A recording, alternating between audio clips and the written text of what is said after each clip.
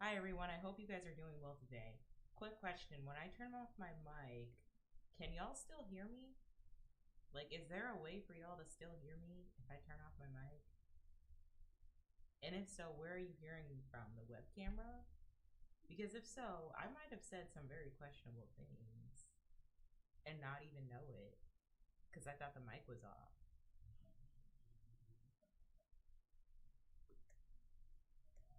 Like, I don't know. I hope you guys can't hear from afar. I hope that guys can only hear from the microphone and not anywhere else. But I say la vie. I mean, it is what it is. I am newbie at streaming, so there's going to be mistakes made, and that's just the name of the game, and I'm okay with that. Um, yeah, it just is what it is. So I hope everybody's Sunday is well. I know I am like a half an hour late. My apologies. I was distracted. I'm not even gonna hold y'all. I was like mega distracted. I was over here watching the VMAs performances because I was invested in the VMA performances this year. Some good pop music has came out, so I was busy watching some of my favorite artists do some music, post their performances on the MTV channel. I saw Doja Cat, Sabrina Carpenter, and Mariah Carey do her Vanguard Award, which is unusual because you'd think that Mariah Carey would have been had a Vanguard Award from MTV. But I think she's making music again. That's why they're giving her the Vanguard Award. Um, all performances were very solid. I've mentioned before, but Sabrina Carpenter's album was not that good. And she's been burned at the stake, perhaps rightfully so, for kind of giving this like pick me ish facade. I wouldn't even say pick me ish. I would just say like girl get up, like girl get up quotations facade when it comes to like talking about men. And I think in this like hetero pessimistic time period that we're in, a lot of people kind of don't want to hear it. You know what I mean? However, I will say that she's really picked it up with the performances because her performance for Tears was pretty good. Um, her showing her allyship to trans people was pretty awesome. So yeah, I don't know. I feel like that's how you do it, I guess, if your album isn't if you're not confident enough in the work of your album. So that was a pretty solid performance. Ooh, I saw Tate McRae too. I saw Tate McRae. And we'll put a pin in Tate, okay? We'll put a pin in Tate. But I watched Doja Cat's performance and I loved it. Y'all know I love the 80s down. I love the 80s down. I love the look, the aesthetic, the New Jack Swing, Janet Jackson sound. I love it, love it, love it. So that performance was one of my favorites. She is a performer. Like, I gotta give it to Doja Cat. She can really perform very, very well. And I give her all her flowers for that because it's very hard as or it's very rare nowadays to see a lot of artists be able to actually perform well. And I think Doja Cat is gonna go in history like with one of the greats, with like the Britney Spearses, the Janet Jacksons. Like, she is a performer. Beyonce, performance wise, not vocal wise, and she's consistent in making good music and reinventing herself for each and every era. A lot of the girly pops aren't giving out solid, hefty, like healthy eras anymore. And I would say that Doja Cat is one of the stronger ones that can really give that, and then also give high fashion, also give concepts, and always let us know that she's a rapper because she is. But her bread and butter is pop music. So shout out to Doja Cat, she did pretty well. Who else did I see? Okay, so Mariah Carey, amazing, amazing. She still can sing very well. I don't think she can hit her high notes anymore, but I don't think that matters as much because those. I would imagine hitting those whistle notes like clear and crisp does a lot to your voice. and it probably takes like a lot of maintenance to be able to do that successfully. And at some point, like as you age, you're not able to hit the notes in the way you used to. And I believe Mariah Carey is like, how old is Mariah Carey? She's 56 years old? I didn't even know that. Okay, so not to sound ageist, but I'm just saying when you've been going on tour constantly and you've been hitting those whistle notes like your whole entire life, I wouldn't be surprised if like it's a lot more difficult for her to hit those notes as much as she used to, as well as she used to. So I mean that's fine. Like I'm okay with it. It is what it is. She is still a phenomenal singer. Mariah Carey is like one of those like multi-generational talents. Of course, she probably isn't as big as she once was, you know, in the 90s and in the 80s or late 80s, early 90s. But something I really like about her is that she always finds a way to reinvent herself and stay consistent. Because even though she wasn't that as prominent in like the past couple years or so, but like I was able to easily recognize like most of her songs, some songs that came out like before I was born, then some songs that came out like in my childhood. Like she went through like the glitter phase, I think. She sang Fantasy. I don't think she sang Emotions. She probably sang Emotions, but she stopped at the whistle note maybe.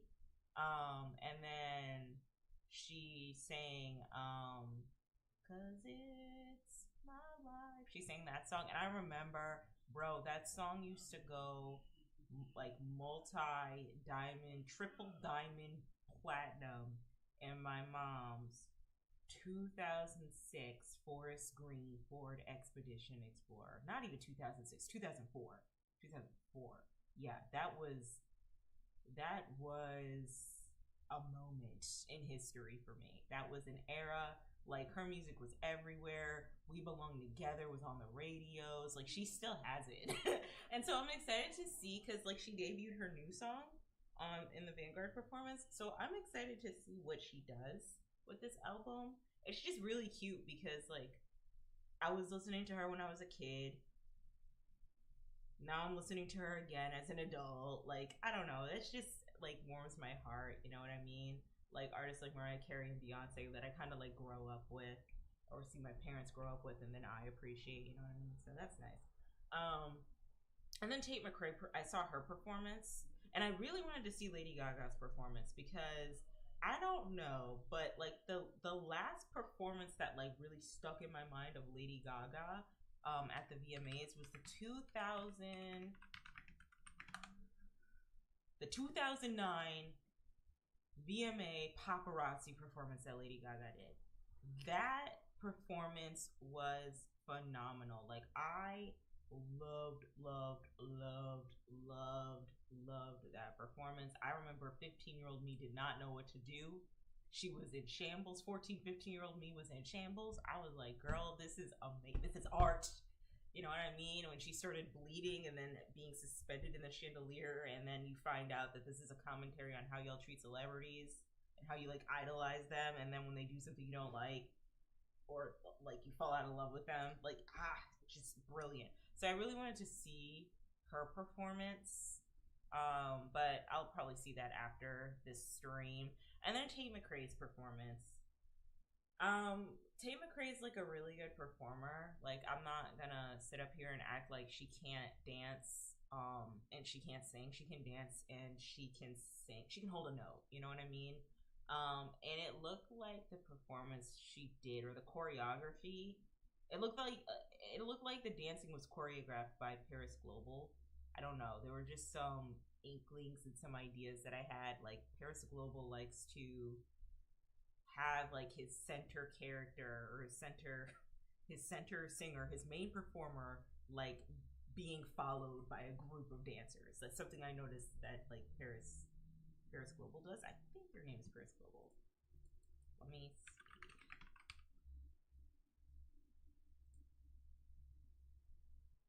Yes.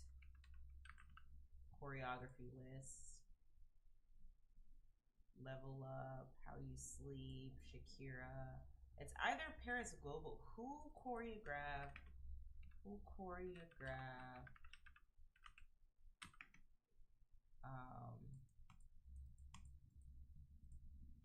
That on 74. Oh, Shay Laticola. Okay, hold on. I don't know who exactly might have choreographed Tate McRae's music video or performance for the VMAs, and I don't want to be loud and wrong on Maine. So, what I've noticed a lot of performances nowadays, what they look like is there is the performer performing and then dancers following. I've seen it last year with Sabrina Carpenter's Espresso and Short and Sweet Medley, right? I also saw it with Katy Perry's Vanguard Award performance. And then I saw it again with Tate McRae. It's like a common thing. And the Gap commercial with Tyla back on 74. It was a Gap commercial, right? Yeah. Or just the choreography for back on 74. There's like main person dancing and then people following. I don't know. It's a really popular thing to do, and I actually really like it. But the problem I have with Tate McRae, because I listened to her albums, right? And that's the thing. Like, I listened to her albums and I don't remember anything. So that's the issue that I have with Tate McRae. It's very unmemorable, and I guess because I was very cognizant in like the early 2000s. Songs like Sports Car sound exactly like a K-pop version of Buttons. Like Buttons K-pop edition, production beat and all. I just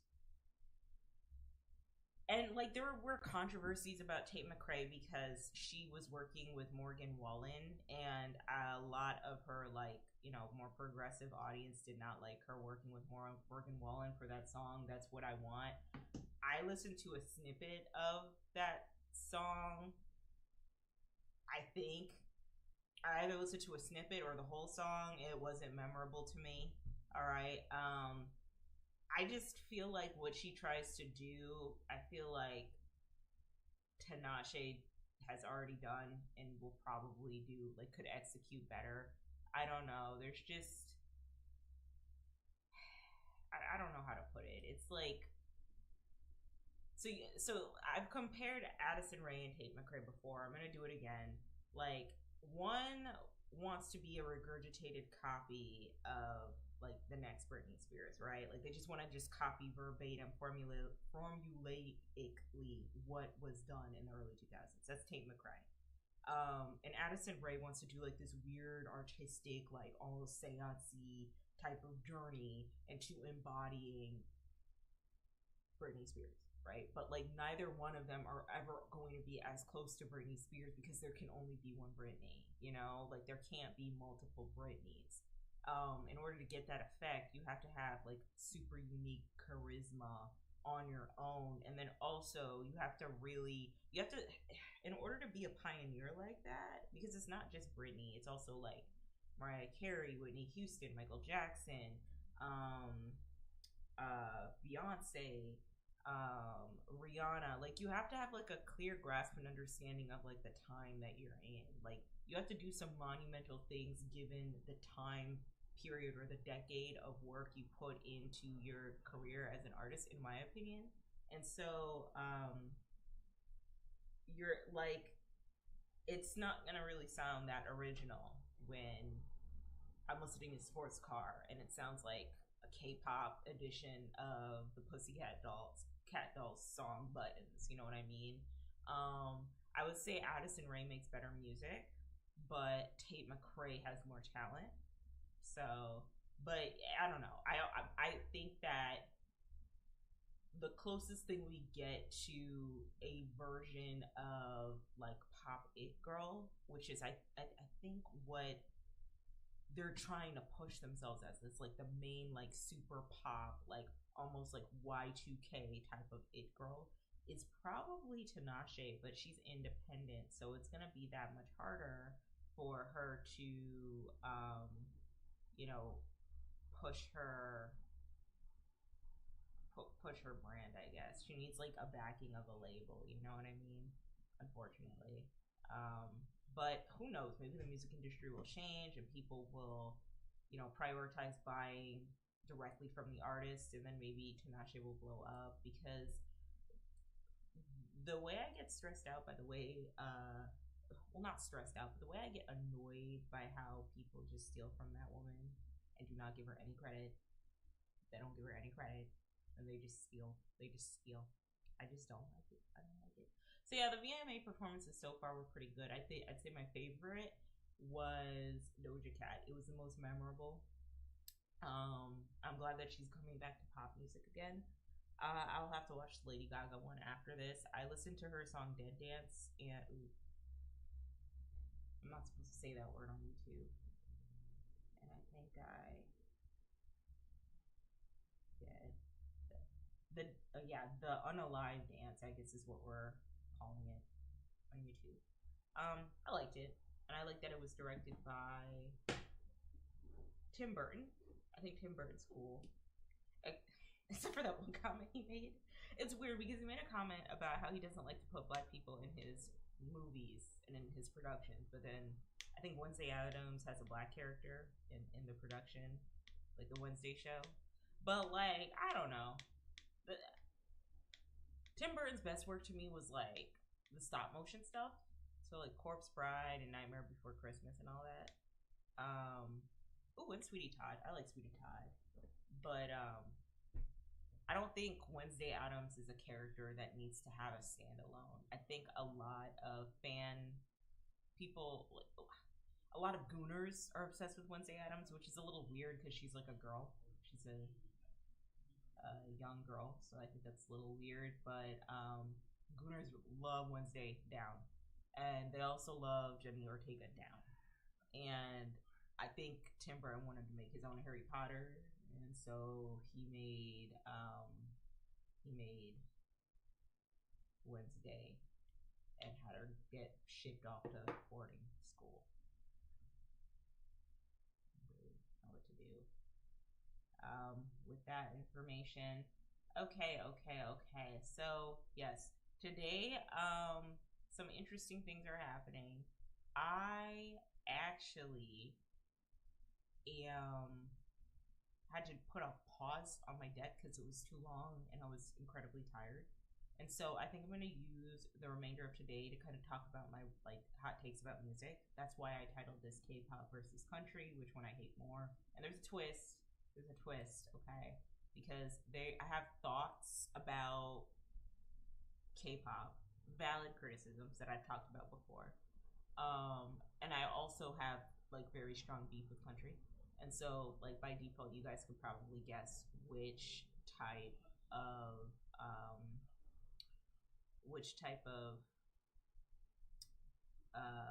genre I hate the most. But I still want to talk about it and explain why, because that's what I do here. I yap all day. So let me see here. Let me put up the weight screen. I'll be right back.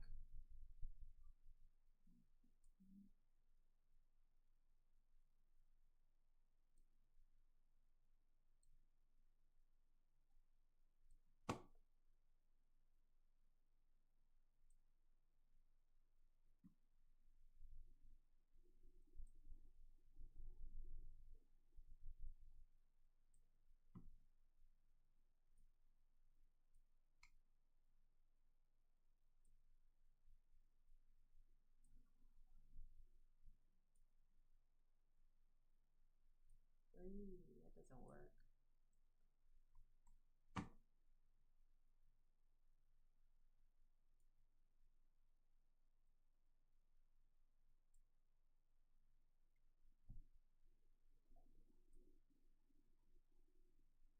Okay, I'm back. Hi. So yes.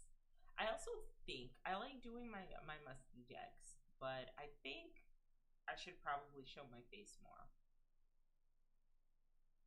I don't know. I feel like I should show my face more. Because my face is like all the way in the corner when I'm presenting stuff. So I will see what I can do about that. But yeah, I'm probably gonna make this stream short, guys. So it's probably gonna be me talking about my music hot takes and then dipping because I don't know. I gotta get myself on a sleep schedule. I can't sleep my days away, so I'm gonna get myself on a sleep schedule and be a little bit more consistent with like some of the stuff I have to do. Cause like I've been a hot like not really like I'm not as stressed as I usually am, even though I'm unemployed. But I don't know. It just feels like my last job really took so much out of me that all I want to do is rot. I just want to rot and I just want to exist. That's it. Rot and exist, exist and rot. Like, I'm reading more, which is good. But I realize that when I'm really stressed, I don't want to do anything. Like I just like stand still. Like I'm just like and that's not good. But yeah, I don't miss that job at all. I do not miss that job at all. All right, let's get into the meat and potatoes of what I'm going to talk about. So this is in a continuation of Exodus, What's on Your Mind. I'm just going to cover these last few slides, and then if my these last few slides down here, and then if I have like other random shit that I want to talk about, I'll just kind of talk about it. So let me get into it. So I was gonna end off at the music portion because it was like 2 in the morning or like 1:30, and I needed to be bright-eyed and bushy-tailed to talk about this and make sure that I say everything that I am saying, and mean what I say. I wanted to make sure that I said everything that I need to and mean what I say when I talk about this, and I come at this with a more nuanced approach, right? And I wanted to talk about the correlations you can make with K-pop and country music, right? Both are incredibly different genres. K-pop is an international or a pop music genre of music that originated in South Korea, and country music has originated or has its roots in America, the great old USA, America, right? And what I noticed about both of them, they irk me, like more or less, like they irk me a lot as a POC, a person of color. And I think the reason why both of them irk me is because of how they take so much nuance and influence from they take so much influence from the black people. Like that's just who they take. Country music, its roots are known to be stolen from the black sound, right? Like Cowboy Carter did a great dissertation about that. Beyonce's Cowboy Carter kind of did a dissertation about like the roots of the sound of country and how it has ousted out black people, black Americans from the music genre consistently, right? And then with K-pop, they have developed girl groups and boy groups and singers, all based off of the hip hop, R&B, and pop sound that has originated in America. And now they have gone international, where they are taking some influence from other countries as well, and other like international artists as well. I'm thinking Tyla and her sound. Huilin, one of the K-pop idols, I guess. She one of her songs was copying Tyla. Like song, look, all of it copying Tyla. Go like Tyla Light, she and Tyla. Like respectfully, great value Tyla. I'll say that. So yeah, I just want to talk about it because I have valid criticisms for K-pop, and I'm about to tear through country.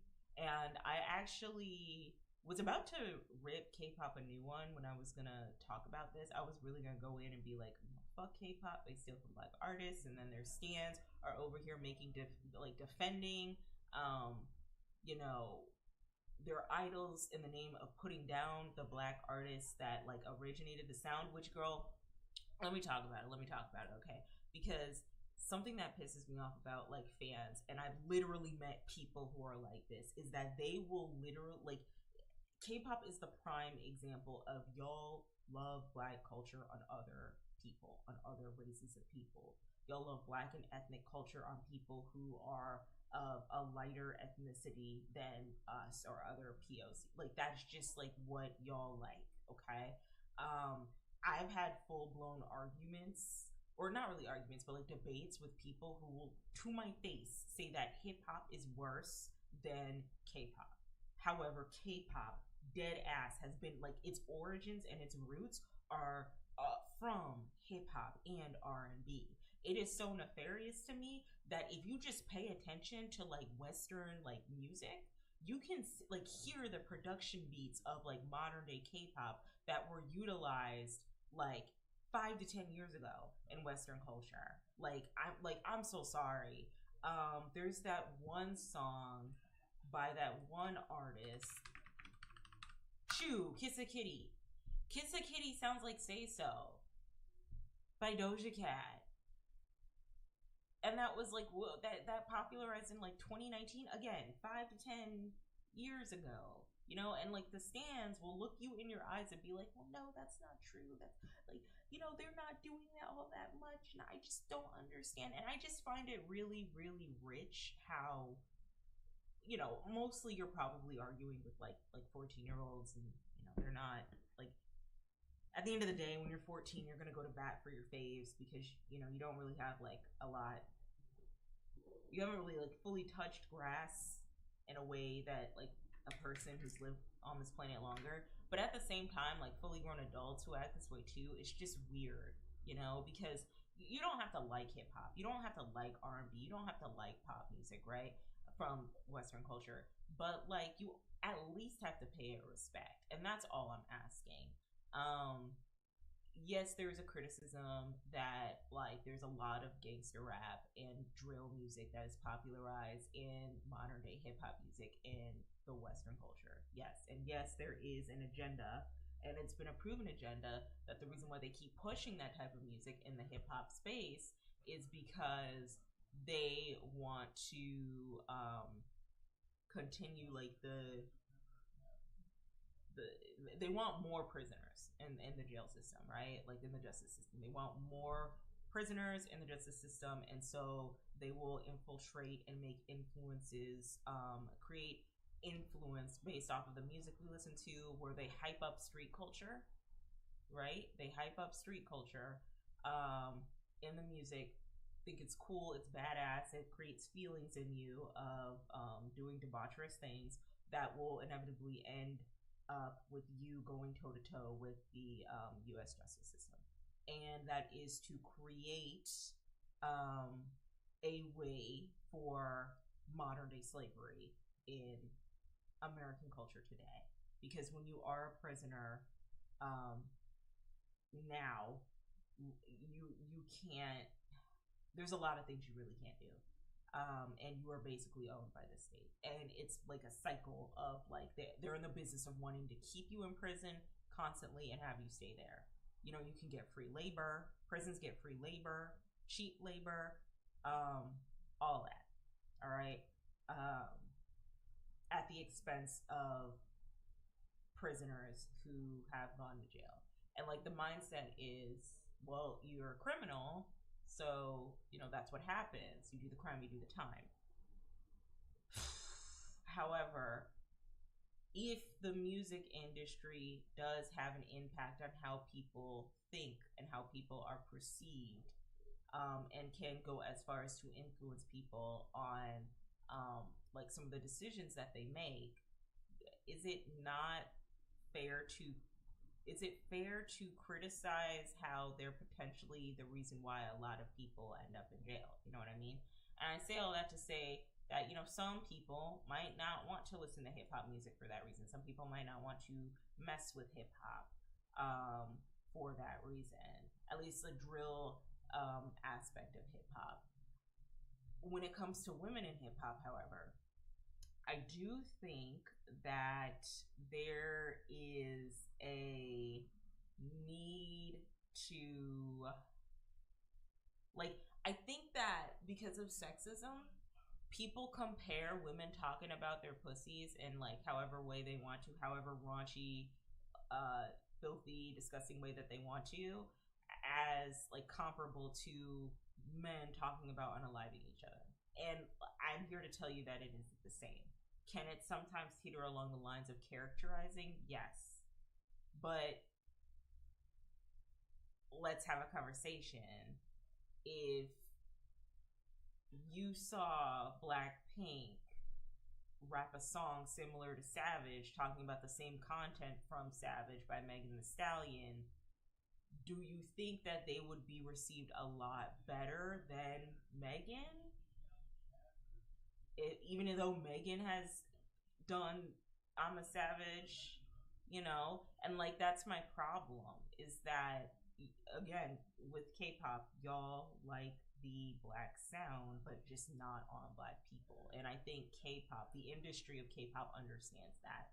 And I think when stans want to go to bat and they want to go toe to toe and be like, well, no, it's not that. It's just that hip hop music is so violent and hip hop music is this and it's debaucherous and ratchet. And they're not talking about that. One, that's not true. I saw a K-pop girl group at my friend's house and they were busting it wide open. I could see their whole innards, okay? Like, that's not true. They definitely do that type of shit over there. But y'all, you would gas it up. And they talk about nasty shit too, okay? But you would gas it up because it's like these cute Asian girls doing it. And it's not, you know, a 5'9", you know, black woman from South talking about it. You know what I mean? And I think that's the problem that I've always had. A problem that I've had with stans, and also the problem that I've had, you know, with the industry is that they understand that they're going to be well received if they rip the sound from hip hop urban culture, put it on an Asian face. And so another thing that I've also noticed is that when it goes a little too far, what was it? Didn't aespa have like, there was a K-pop band that had like a K-pop band G Unit birthday party. They had like a thug birthday party. Kiss of Life. Yes, Kiss of Life had a hip hop themed birthday party. And then I think Tyla unfollowed them, which was like random, like, okay, Tyla. But that's when it, you know, and that's when you can blatantly be like, okay, so this isn't funny. Like this is a costume for them. There's a K-pop band that I'm going to talk about that I'm kind of rocking with, unironically, right? Like, or ironically, excuse me, because I'm ripping on K-pop right now. And in the first lyric of their song, they're talking about how their pants hang low, and I'm like, I know damn well in Korea they're not having y'all like with low hanging pants over there. That's like not what y'all do over there, right? Like, no, like. My problem that I've always had with BTS is that some of the rappers on that in that band sound like are copying the flow of like Lil Wayne, you know, and Eminem. Like it's just like I could already immediately like hear the influences, and it's just like a blatant copy sometimes. And like that's just me. That's just my opinion. You know what I mean? But that, you know, that's always been a concern with K-pop. On a more like nefarious level, I really want to talk about like the industry itself and how toxic it can be. Because one thing I will give K-pop is that they are right and tight. Like they really have their shit together when it comes to rolling out their artists, when it comes to developing the product, the marketing, and then their fans show up for them, right? Not just in South Korea, but also in America as well. However, I have seen documentaries. I think Vice did a documentary about the underbelly of the K-pop idol lifestyle, how a lot of the talent go to these camps where they're training at a young age to be like the next K-pop talent, how a lot of these artists are starving themselves in order to fit a specific look. And then I have questions about like the residual package and whether or not the actual talent gets credited for the music and the work and the effort that they put into their music, or does it all just go to the label? Like those are my genuine thoughts and my genuine questions. You know what I mean? And it feels like since we're going through like this weird apocalypse of like the music industry, or coming to light moment of the music industry, where a lot of big moguls like Diddy are getting exposed for some of the problematic shit that they've done in the past and how they've impacted their record label and their talent on their label, right? I almost wonder, has K-pop done something similar to what we saw, everything that transpired with Diddy? And then the next question for myself would be, why aren't we clocking K-pop for their transgressions in that regard? Because here's the thing, comparing the Diddy situation real quick, Usher and Justin Bieber were brought to his camp when they were underage. Diddy flavor camp, whatever, Puff Diddy whatever camp, right? They were brought to his flavor camp when they were underage. And when all this shit came out about how problematic Diddy was, the big question about both Usher and Justin was, what did Diddy do to those men when they were young boys? Like, what happened at that flavor camp? Usher talks about it to this day, and he's like, I would never let my kid go into the entertainment industry. I would never let my kid be exposed to Diddy. But like, they were in an artist and development camp with Diddy, and shit went down. Shit went left field, apparently, allegedly. And like, even the way Justin Bieber was acting out, you can tell that he like, stuff happened to him. Like, fucked up shit happened to him that he's still getting over, right? So that weird phase in like 2012 to like 2019 where he was crashing out all the time, yeah, like something happened. And so I almost wonder, so you have all these like artists who can perform really, really well, who can dance really, really well, who are brought in at a very young age to these camps where they're required to like learn all the moves, sing all the songs, learn all the raps, and perform them to perfection. I have to ask the question to the system and industry of K-pop, like, what were the stakes and what were the consequences if they could not get it right the first time? Or what were the stakes if, they stepped out of line? Like, what did that look like for them? You know what I mean? And I think it's kind of sad that you see a lot of people idolize these artists as like an image or almost as like a product, instead of humanizing them as people to understand the type of shit that they might have to go through, and also to critique the system that they are in that doesn't allow them, either full expression of themselves or the ability to have like complete control over themselves, or the ability to, get at least residuals from all the work they put in for the studio. You know what I mean? Like, American music right now is going through a coming to Jesus, the girls online like to call it the age of Aquarius moment, where, people are getting called out for their problematic behaviors behind the scenes in the underbelly of the music industry and the entertainment industry. So if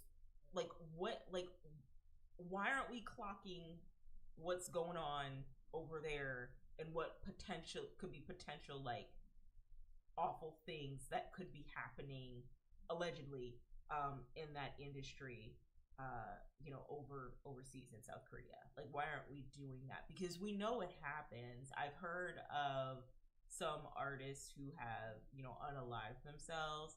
I've heard of girl groups talk about how they felt like they had to, or how they've been essayed by like execs and CEOs. And while America is having their, Age of Aquarius moment with the music industry. I just wonder when will that also happen for K-pop at a more like grandiose level, and like what are the stories that a lot of these talents, a lot of the talent are going to tell when they are out of the industry. And you, as the consumer of K-pop music, are y'all part of the problem, low key, because you're like endorsing this behavior? You know what I mean? Um, another example is like New Jeans, the band New Jeans, talking about how they don't get paid their worth on their label, and then like their audience turned on them, and like they got a lot of hate for like calling out that they don't make enough money on their label, and they'd like to get paid more, or they give like a hefty percentage to the label that owns them, and a lot of people like gave them hate, and it's like, okay, so do you not see that you are a part of the problem then? That you are endorsing this exploitative nature of these humans that are being promoted to you by these record labels like products. And then these folks started out when they were minors going to these K-pop training camps. Okay? What weird shit could have happened there? Because you're dealing with a bunch of kids who want to make it in the music industry. We've seen what happened with Dee. We've seen that documentary with Nickelodeon and Dan Schneider. I'm just saying, girl. I'm just saying. The stories that will be told 10 to 15 years from now will be interesting. If they're even allowed to tell the stories to begin with, because I know Korea keeps it right and tight over there. They don't fuck with that. They're not loose-lipped like we are over here, okay? Like, they just keep it right and tight. But, like, I'm just saying that has always been my, like, two biggest criticisms. Is one, they rip off of Black culture, like, Black Western culture all the time. They prove, too, that they also prove that while ripping off of Black culture, that they like the Black sound and the Black aesthetic, but they don't like it on Black people. And then two, what is the exploitative nature of K-pop and the talent that have to endure the creative process and the journey of being an artist in this industry? Like, what does that look like for them? Like what are the difficulties that they have to face? Like, another question is, like, hopefully they're eating. I'd like to think so. Like, are they eating? I know that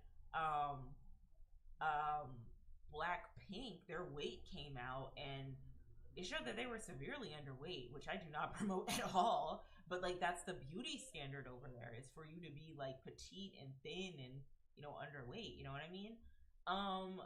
However, okay, before I get into the however. I also want to talk about Tinashe, because I talked about how Hoyland was stealing from Pyla, and then there was another song that Hoyland was stealing, like blatantly stealing from Tinashe, like one of her new songs. It's giving like Songs for You era, 21 era type, not 21, All Hands on Deck, yeah, All Hands on Deck era, all in the front, all in the back, just like that, bend down, I'm a like that. Like, it's giving Tinashe, right? Can y'all stop ripping off of her? Like, that really like pisses me off as a strong fan of Tinashe. And it's not just K-pop, it's also American music too. But it's like they'll rip from her and they won't give her her flowers or her residuals at all. They are obsessed with that girl. They steal her dance moves, they steal her aesthetic, they steal her look, they steal her brand, and then they just do not give her flowers. She don't even get to work with them in the same way that a Meg Thee Stallion, that a Patti LaBelle, of all people, Bruno Mars, like they do. Like, can y'all just stop stealing from that woman, please?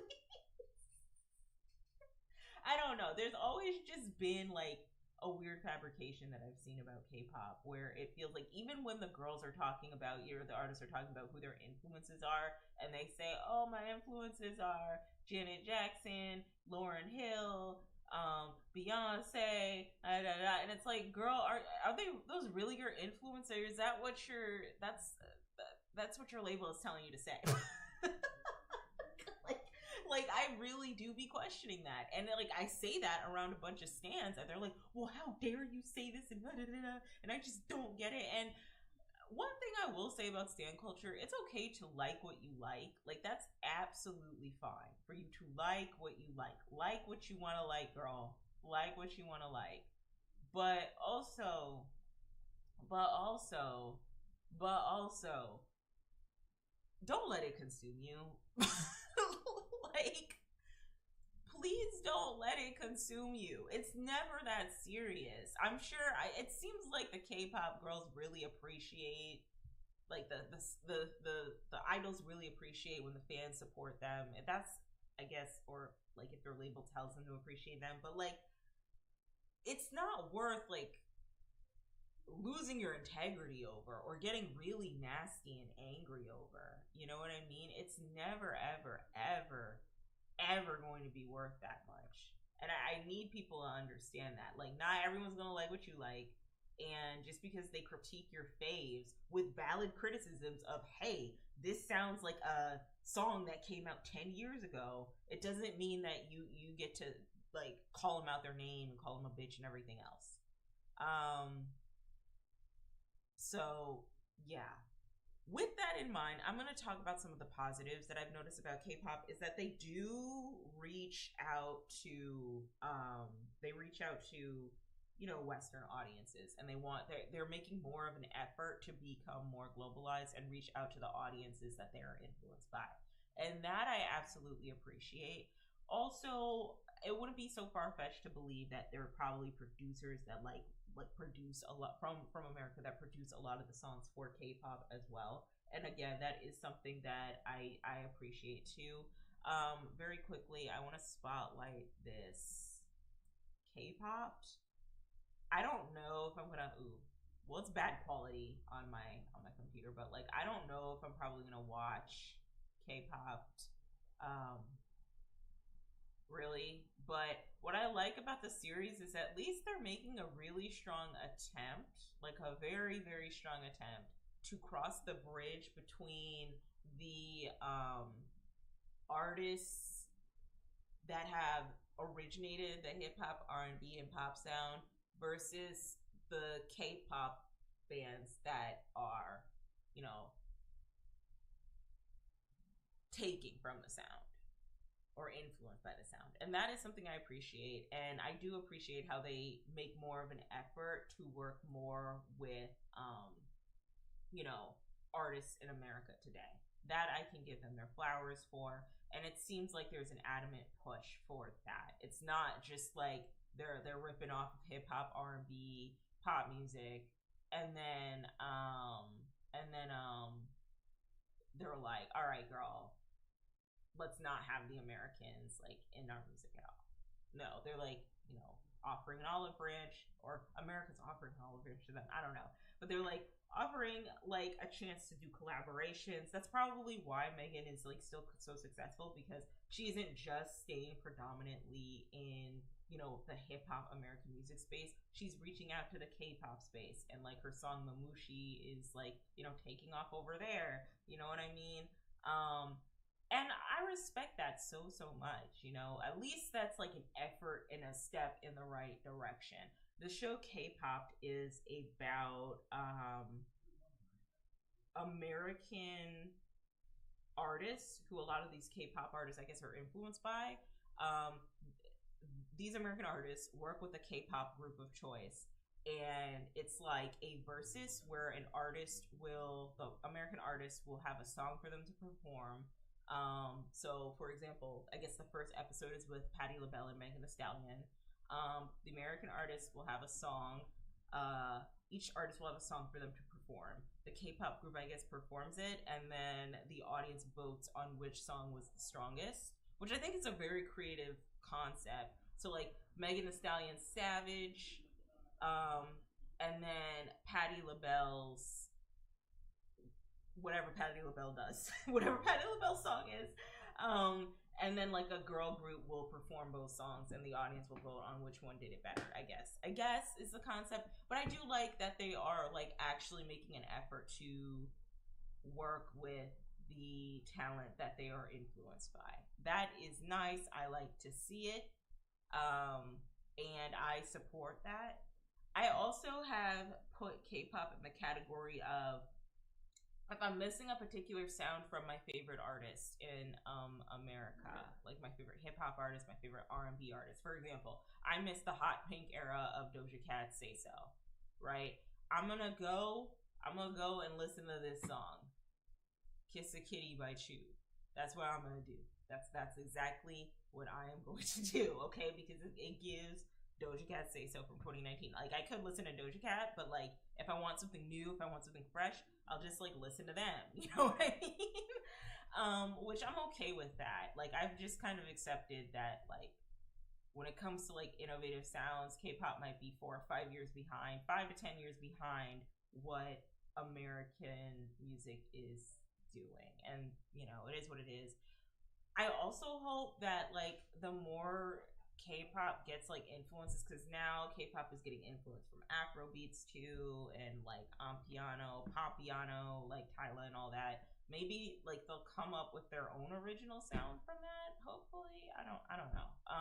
Because that would be nice. But like, I don't know. We're becoming more globalized, and people are getting influences all over the place. Like, you know, black folks love anime, girl. They love them some anime, and some of us are out here making our own mangas and making our own animes, and you know, I think that's pretty cool that we're all just kind of connecting with each other, and that there is an effort for us to work together. I think some anime artists are like black anime artists are like have their own studios in Japan now, which is impressive. So we're becoming more and more you know, globalized, and things are becoming more intertwined, and honestly I'm okay with it. And with all my criticisms towards K-pop, which I do believe are valid, there are also positives that they do make an effort to work with the influences that they are inspired by, or work with the artists that they are inspired and influenced by. So that's my take on K-pop. Also, I've said this before, but the band Cat's Eye, which is a multicultural girl group, oh, they're so cute. The multicultural girl group that I believe is based in Korea. Like they have South Korean influences, right? Like K-pop influences, you know? Not me having 3 concurrent viewers on YouTube. Hello, guys. But like their beauty aesthetics, their choreography, their dancing, their delivery is all like K-pop inspired. You know what I mean? They might not be a K-pop band, but they're like rooted in K-pop, and I think the label is Hybe. Yeah, they do a lot of K-pop groups, so that's why even like the body types, because someone on TikTok was coming for them for having like the body type, like they're like super skinny, right? And like, girl, let's talk about it. Let's talk. Twitter. I don't want to be on Twitter, but let's talk about it. Like these girls are very, very, very skinny. You know what I mean? Like they are like their beauty standard is rooted in like South Korea, right? Like K-pop South Korea, you know? So they might be a multicultural girl group, or international girl group. But like their influence is definitely K-pop, which I love to see, but also like I'm still a little worried. Like I hope the girls aren't starving themselves, you know what I mean?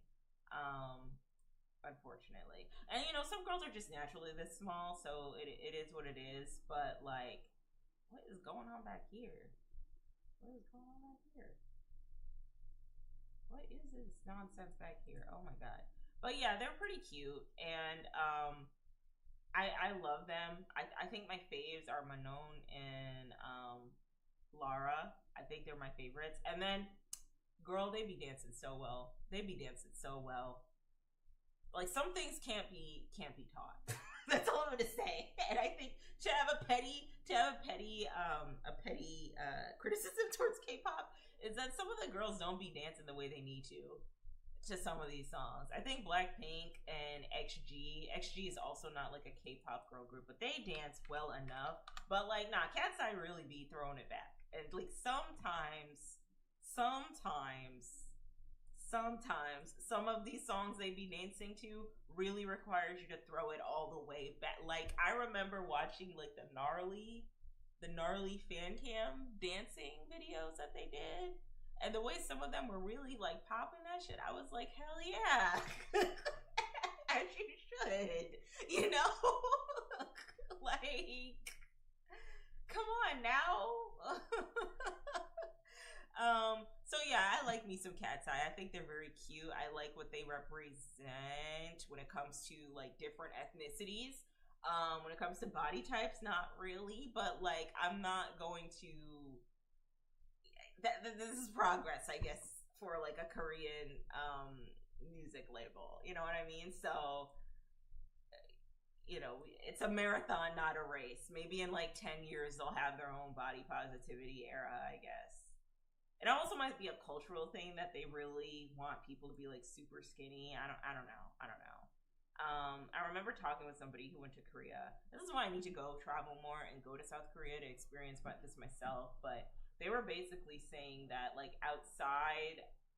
So I hear that like South Korea is like obsessed with plastic surgery on one end. Like they are absolutely obsessed with it. You know what I mean? And then, so like everybody has it and it's very accessible. And then on the other end, I hear that plastic surgery is only for like the elite and the people with money, and like not everybody in Korea looks like that. I don't know, girl. I don't know what it's looking like, but like one thing I will say is that their beauty standards are strict. Okay, very strict over there. Okay, so yeah, it's not surprising that like the Cat's Eye girl group, it like looks the way they do, and it's almost kind of ironic when you think about like the origins of K-pop coming from like Western culture. Like you would think that America would make their own multicultural girl group first, but no, it's K-pop, and that's fine. I love them regardless. So yeah, that's also something I wanted to talk about. But let me talk about country real quick, girl, because I'm not even gonna hold y'all. I hate country. Okay, I absolutely fucking hate country music. Okay, and I have fair reasons, and I think my reasons are absolutely valid. One, I could really never get into the music, really, with the exception of like a few like old songs that I used to listen to, like that were like popular songs that kids could get down to, like before Billy Ray Cyrus was off his rocker. Don't tear my heart, my achy breaky heart. Like that era of country. Shania Twain, she was pretty dope back then.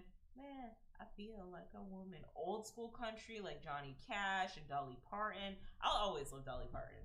Dolly Parton's my favorite American. Okay, I love her down. Okay, but like that's like the only few people that I actually like in country, and it's a very surface level level of like me knowing like their discography, because I'm gonna be honest with you, I'm not gonna get into their discography like that. Maybe Dolly Parton's and Johnny Cash's because they're OGs, but like outside of that, no. Carrie Underwood, but like when she was like initially taking off and she had like Jesus Take the Wheel and Before He Cheats, and I dug my heel to the side of his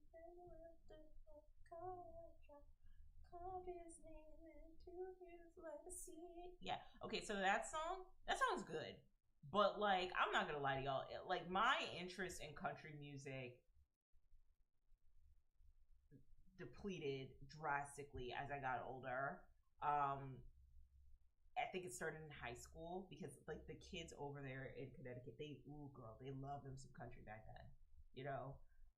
So it started in high school, and then I just moved to Atlanta, and like not a lot of people really like my friend group wasn't really fucking with country like that. So unironically, because I'm in the Bible Belt, right? But I'm not like out in Noonan, Georgia, or Tifton, Georgia, girl. Like I'm in Atlanta, all right. And I'd like to stay in the greater Atlanta area, okay.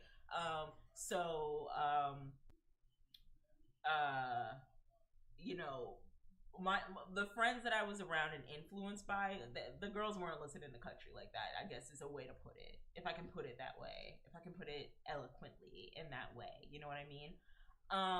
But back when I was in like Connecticut and growing up, even like my childhood best friends, ooh girl, they love country. As a matter of fact, one of my childhood friends, she sent me a whole country playlist that I still haven't gotten into, girl. She's like, oh, I love country. I love it down. I love it down. You know what I'm like? And she had some songs that I'd rock with, like Shania Twain. Um, Luke Combs, Fast Car. I like his cover of Fast Car. I'm not gonna lie. But like, I'm not gonna listen to that shit.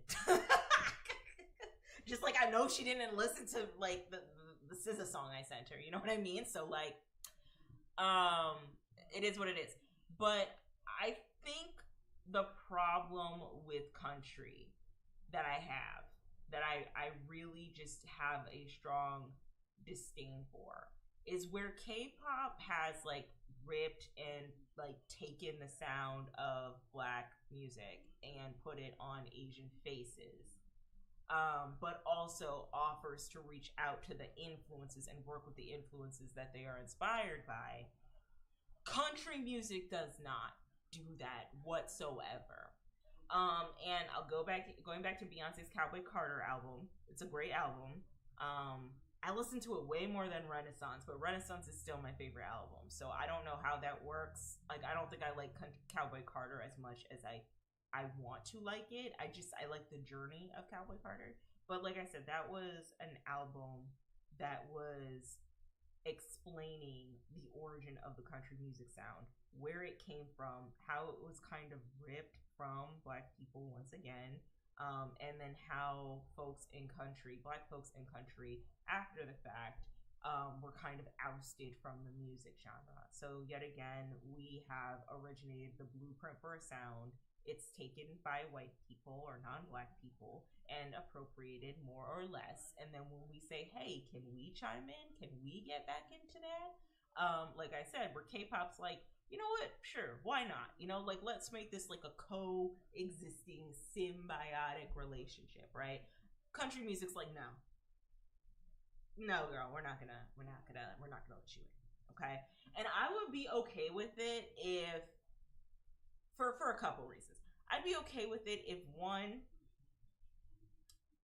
they like, if their sound did not like rip off of like black, like southern people, like I'd be like, okay, girl, I guess. Like, I don't know, if it was opera, like I would be like, all right, well, that's your sound, so okay, I respect it, whatever, do what you do, right? um but also if it was like, um if they, I think my biggest gripe with country music is that they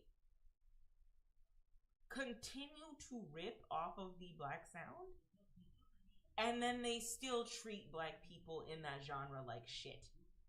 Like, and that's what pisses me off about country. So culturally, I can't fuck with country music. I can't listen to country music because it just goes against my nature as like a consumer of music, you know? How many songs have I listened to that have an 808 track beat to a country music cover? Like Last Night We Let the Liquor Talk, like by Morgan Wallen, you know, that song has like 808 trap beats. And you mean to tell me in 2025 you have a producer on there that learned from somebody, probably a nigga, probably learned this from a nigga, from some nigga, how to do an 808 trap beat and is putting it on a country song. And you mean to tell me that in 2025 you still keep black people out of the music genre? You are still ousting them out. You mean to tell me that T-Pain and Mooney Long and maybe Candy Burris have stories of writing songs for country artists and asking for like, you know, like credentials, like written credentials of these songs that they have written for, and country being like, we don't know if that's like a good look, we don't know if that's we don't know if that's a good idea, and T-Pain turn around and be like, you know what, fine, let me just collect a check because it pays the bills.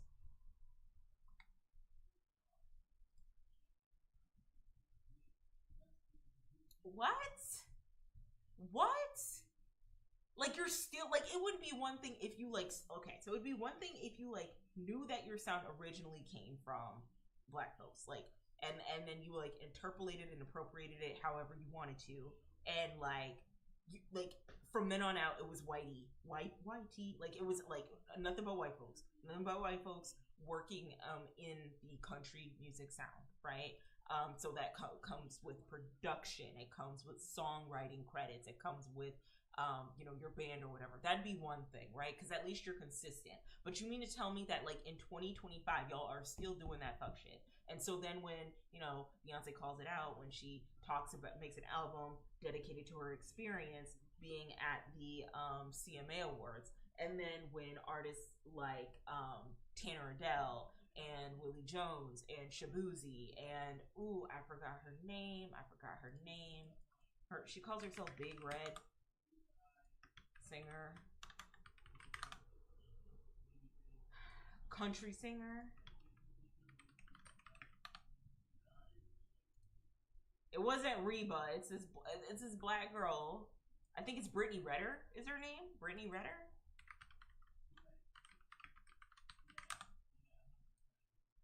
Country singer. Hold on, guys. I'm a cup. Brittany Ritter. No, it's not Brittany Ritter, but there was this black country singer I knew that had like red hair, similar to like Sexy Red, right? And she could sing her ass off. And you mean to tell me that y'all haven't given this woman, any of these people, their flowers or their spotlight or their time in the sun? Kelly Price, who's trying to enter in the industry too, and she had to correct one of the country music interviewers, commentators, and be like, well, no, I have a degree in yodeling. I went to college for this. But you still have the audacity. Last night we let the liquor with the 808 trap beat sound.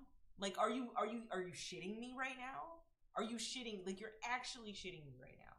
Like, that's the problem I have. It's not that you like stole and then like you just like gatekept everybody out. It's like you steal and then you continue to steal the black sound in order to make your music sound more modern. Culturally, I just can't get behind country music. I think those folks are phenomenal singers. Some of them are like Carrie Underwood could sing her heart out, right? Morgan Wallen has a wonderful tone, wonderful voice. Sexy as tone, sexy as voice. Not sexy enough for me to listen to his entire album, especially if he's at outside calling people all types of obscenities and literally being a menace to society. I heard my friend that sent me the country playlist, she told me that he's like a menace, and she sent me like some news articles of him being problematic as fuck and going to jail and shit. Like, I'm so sorry. And then have the audacity to have like rappers, like have Morgan Wallen work with rappers or like, fraternize with them. You know what I mean? But then you still keep black country singers out. That's the problem that I have. And so I will never really support the music genre at all. I probably won't. I'm not a fan of the music genre, really. I think it's rich that artists like Post Malone, who so clearly came in, like, were popular because originally he was a folk artist, but they were popular as a hip-hop, R&B, alt artist, now get to swing into country music and do a rebrand and get co-signs by someone like Morgan Wallen, right? But then Shabuzi gets scrutinized because his song, Tipsy, or Everybody at the Club in Tipsy, like that song, it stays on the Billboard way longer for a long period of time as number one, right next to Morgan Wallen's hits, right? Like, I just find that really rich. Honestly, I find that rich and I find that interesting that y'all still are on this fuck shit. It's like y'all want the sounds that are palatable to you in that genre of country. So you want the 808 hip hop beats, the trap beat sounds. You want the street cred. So you have Morgan Wallen walking around with Lil Durk or Lil Baby, I don't know, in like his concerts before he gets started, right? And then do a song or two with them. But then when it actually comes to country music, a sound that has been proven to be originated by, black and brown folks, y'all are like, no, I don't think you have a place here. I don't think you have space here. And then to be a little intersectional, like women in country, right? Because bro country is dominating. This dude, this cat, he's dominating country music right now. Every time I check the Billboard, the top Billboard 100, let's do it right now real quick. Top Billboard 100. Billboard Hot 100? Let's see. See this? Okay, this is rare. I gotta watch this movie because this is rare. This is very rare. Golden. Which it's probably really good. But This dude was #1 for weeks. And he like every song he drops is #1. All the music sounds the same. All the music sounds the same. Raven Monet is taking off, and I'm excited for that. I like me an alt black girl that's taking off, and the K-pop boys are. Damn, really?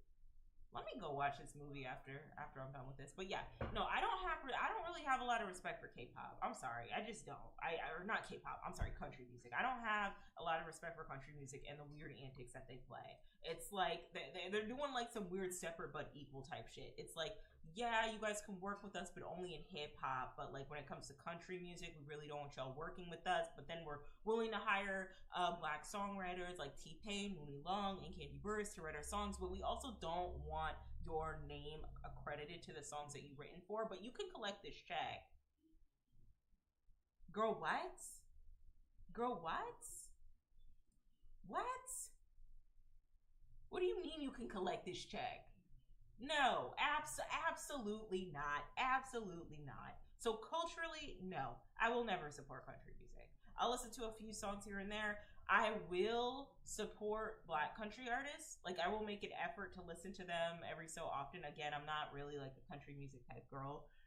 Now, okay, now line dance country, like black line dance country, like boots on the ground, follow me, you know, like that. I'll listen to those type of songs, because I want to learn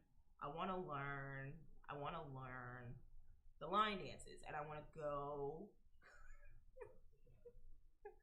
I want to go to the trail rides, right? But like that's it. That's it. You know, like I can't support Caucasian country. I can't even like look in that direction. And I feel like if I had a lot of money, if I was a trillionaire, which probably would not happen because being anything past a billionaire being a billionaire and past that is unethical. But if I had a lot of fucking money, a lot of resources, I would make like a music network or a music radio station dedicated to black country artists and black rock artists. And I'd be like, and if any like white artists were like, hey, I'd be like, no, you stay over there. I think like white rock and white alt music is like they're like kind of inclusive to an extent, girl, to an extent.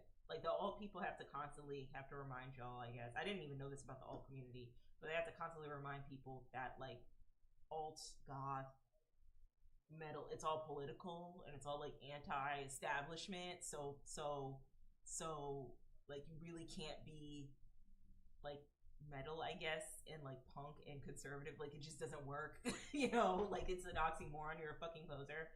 And I respect that. But girl, country music be playing in my face.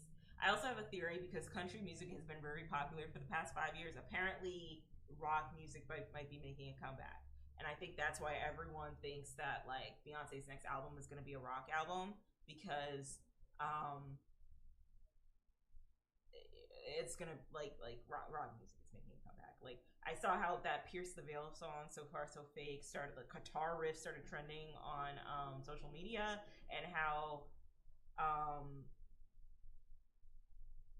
ooh, God, where is my mind today? Haley, hold on one second, guys, because I brain farted on her name real quick. Haley Williams. Sorry, guys. How Haley Williams is getting like her flowers finally, even though she's been got her flowers for you know, the contribution she's made to alt and rock music. I think that, and then like, you know, Megan Thee Stallion working with Spirit Box, then Spirit Box and Poppy and Amy Lee from Evanescence dropping a song. I don't know. I think rock is gonna have a little renaissance, and I am here for it. I am here. The goal is when rock finally gets here, I'll be well versed in all the rock music that I need to, all the metal, all the punk, all the pop punk that I need to. That I'll be like absolutely here for when rock has a renaissance, because I love me some rock music, girl. I do. I love me some rock music. And I'm excited because there are more like black rock bands that are coming out. Like the Paradox just dropped an EP that I have to listen to. I've always liked Meet Me at the Altar. I think Rock Nation signed a label signed a band called Infinity Song, which is like classic yacht rock, which I like yacht rock is okay, but yeah, I'm very excited. I'm very excited for when rock makes a return because I can't do the like you really Morgan Wallen is this big and then Alex Warren's Ordinary like ugh. Sympathy and payola. I'm convinced it's payola. I also learned that payola nowadays, because it's all like streaming, it's unregulated on a lot of these streaming platforms. I think they need to start regulating that shit. I think when they start regulating that shit, we'll finally realize like which artists people actually fuck with versus which artist numbers are just conflated to make it seem like we fuck with them. You know what I mean? So let's move on. I just want to, like I said, I want to just do before I move on, I want to do like a recap of what I talked about here because I feel like it's very near and dear to my heart. Criticisms that I've always had about K-pop is that they literally sound like Western R&B, hip-hop, urban culture and music, right? But it's on Asian faces. It's easily like more well received. Whereas when it's on Black faces, it's not received as well, or it's put under scrutiny. However, they are making an effort to reach out to the influences that they have. So therefore, while I do have criticisms about K-pop, I kind of like upturn my nose a little bit when I hear them sound like a when they have a Tinashe production beat that was done like 5 to 10 years ago. I'll still give them a listen and I'll still support them, especially if it's a band that I rock with, right?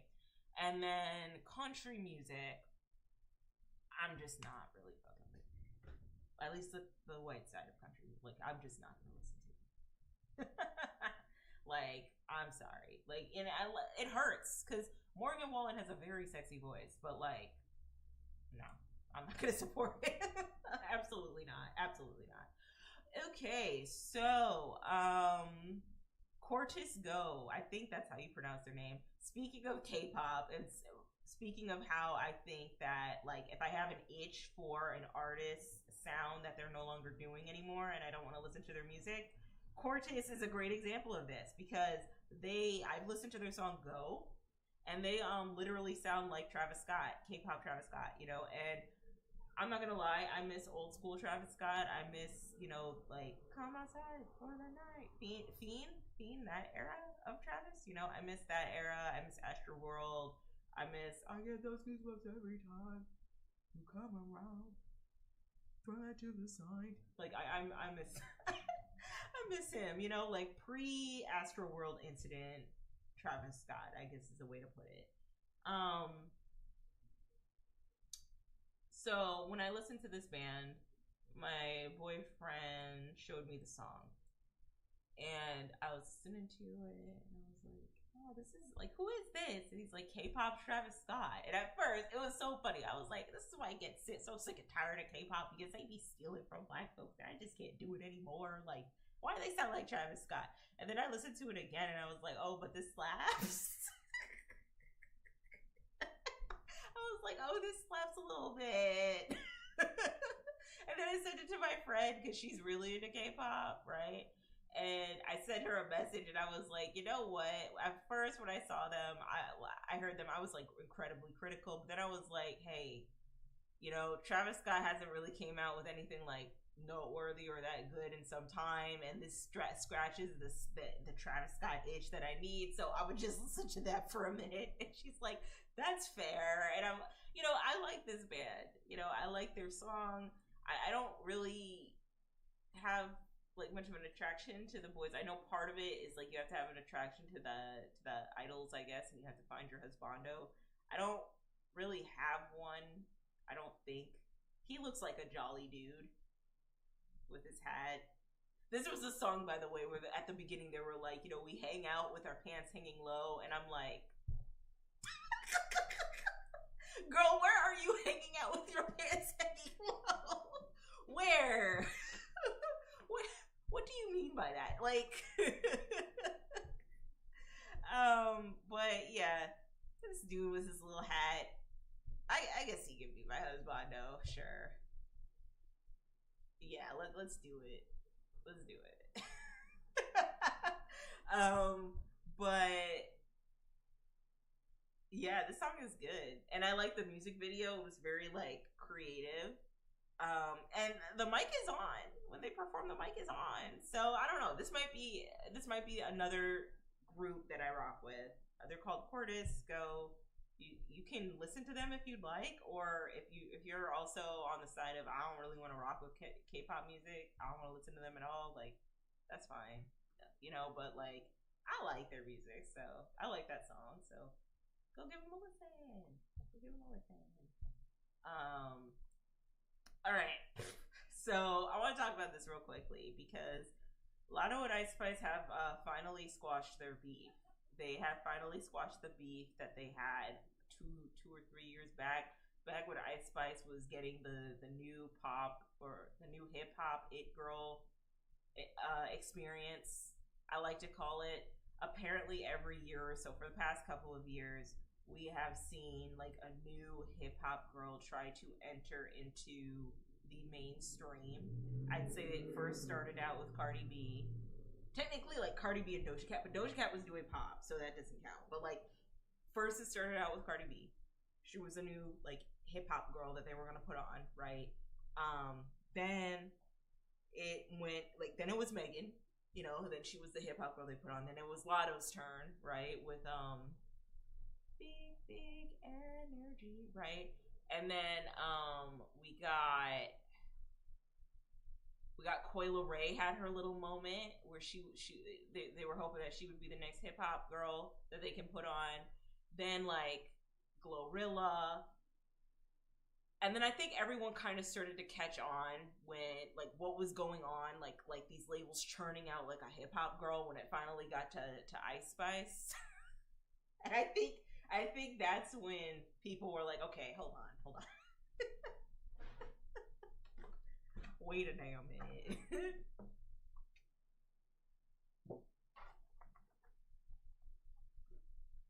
Because I think that like that's when we all were just like, okay, what's really going on here? You know what I mean? Because I did notice that every year there was a new hip hop girl that would get her flowers, that would get her, her moment in the sun, get all these performances, get like the, invitations to different runway shows or, be a fashion girly, get like press and all of that. Like I noticed how consistent that was, right? And then I think when we all saw Ice Spice and we all saw how she was not that strong of an artist, the rapping wasn't good. All she could do was really twerk. The performances weren't that great either. I think that's when we were like, okay, what? Like, let's take a step back. We need to start gatekeeping again. Not everyone can just step into this arena, all right? And I think the trauma response. Okay, like I say this with love, all right? I say this with love, but I think what happened with Ice Spice is that she was so awful. Like I'm so sorry. I gotta roast. She was so awful, and she was not that strong of an artist.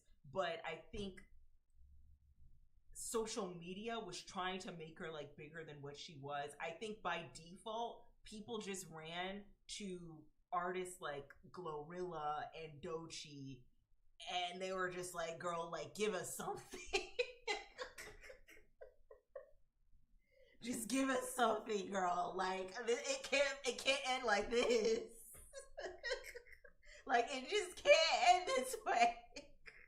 I think that's what happened. I think because Ice Spice, when she came out with the little orange afro, throwing it back and talking about shits, pooping and fart, I think that people were like, and then like they took off the social media rose-colored glasses of what was going on, of like maybe like the label or like people getting paid to hype her up bigger than what she was, right? I think what happened was people were like, girl, give us some talent, like give us something that we will enjoy, okay, that we can eat up, please, because this is dookie butter, like this is awful. And then the trauma response was, you know, Glorilla.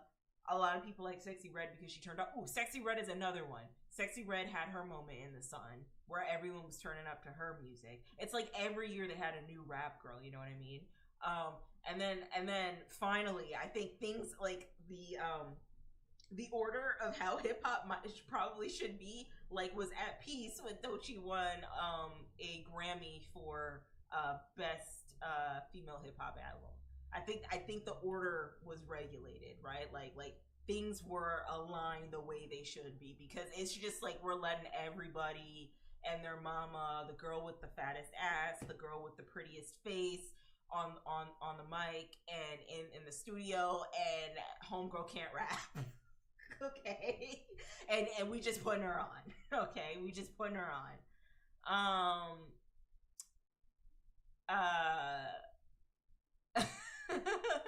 And so, you know, I think Ice Spice's downfall was inevitable. Like, we were all gonna grow tired of the poop and the shit and the farts, and I think they really tried to make her a thing, because when she first debuted, she had that song Munch. She was twerking. She had a nice body. Everyone was calling her pretty. Drewski was over here like, hey, I got to talk to her. Hey, you know, she's with Kai Cenat. She's with all like she's in that like Gen Z crowd, like getting her flowers, right? And she's a pretty girl. You know, I'm not gonna lie. Like, her body's tea. Her body's on Lipton. You know what I mean? And so the two of them, I guess, had a beef where they were going back and forth with each other. I even saw some streamers saying that like she was better than Lotto, like unprovoked, just saying like, yeah, she's eating this up. She's definitely winning better than Lotto. I'm like, girl, what the fuck is like what did Lotto have to do with this? Why can't she just be a good rapper? So that was interesting. Someone got paid to say that. Cause come on. You know, she ran her course, and I think her demise finally happened. Like, the veil started lifting a couple of things. Her, like, having an alleged relationship with Central C, and, like, the two of them, like, Central C, like, leaving his girl, or basically cheating on his girlfriend to be with, Ice Spice, and, you know, Ice Spice learned real quick that like that's not girl behavior. I mean, I'm pretty sure she'd been known that wasn't girl behavior. So that happened one. Then Baby Stormy started leaking text messages of Ice Spice calling Nicki Minaj disrespectful, which I absolutely believe Nicki Minaj was probably disrespectful. And that's another thing I want to talk about Ice Spice, is that she got a heavy push from the Barbs. She got very co-signed, hard co-sign from the Barbs, because Nicki was like putting her on. And I think the reason why Nicki was okay with putting her on and calling her like the princess of rap, which girl, let me make the camera big for this. Girl, you know that's disrespectful. You know someone paid Onika to say that she was the princess of rap. Cause you mean Miss Poopy farts, throw it in a circle, can't follow the beat for nothing, is over here deemed the new princess of rap. And the way these vloggers would co-sign it too, and these commentators would co-sign it, and the way like they just make excuses like, you know, some of her music is good and it's a hit, and you know, she is the people's princess. And it's like, no, the fuck she isn't. She's the princess of payola. Like, let's be real. Like, respectfully, again, beautiful girl, pretty gowns, okay, like, you know. But even when it came to like the branding of her, it was just, I'm pretty, which I always thought was very unusual with a lot of female hip hop artists, because they always kind of have a brand or a niche that they have to lean into. Like, you know, Cardi B is this girl from the Bronx that has this very like rowdy type of energy that's like I don't give a fuck but also relatable. Megan's from the South, and you know she's from Texas, and she had like the cowboy hats and the assless the ass out chaps, and you know she has like this very Texas sound to her music, and then you know Dochi's taking it back, classic hip hop bop type of sound. You know what I mean? Where she like her whole era of Alligator Bites Never Heals was her basically saying that she's a student of hip hop, that she isn't new to this, she's true to this, and she's studying the form of hip hop to be the best of the best. You know what I mean? You know, Sexy Red is just ratchet. She's just a ratchet girl, but it works. People love it, you know. Glorilla is pretty tough. People love Glorilla, you know. So they all the girls have a brand, and then you get to artists like Ice Spice and Saweetie, where their whole brand is like Saweetie at least has I'm from the Bay Area, which is like okay, girl, that's cool. But it's like your whole brand is you're a pretty girl. You're a pretty girl. You're a pretty girl. I'm pretty. Pretty bitch music. Mwah. Like you know what I mean? Ooh, JT's another one. JT No Bars, like alt baddie, little mean girl. Like I love JT so much. I'd say out of my favorite rappers right now, it'd have to be Megan, Doechii, and JT. I really like JT. I just like that JT like really experiments with fashion and she just does weird shit all the time. I like that.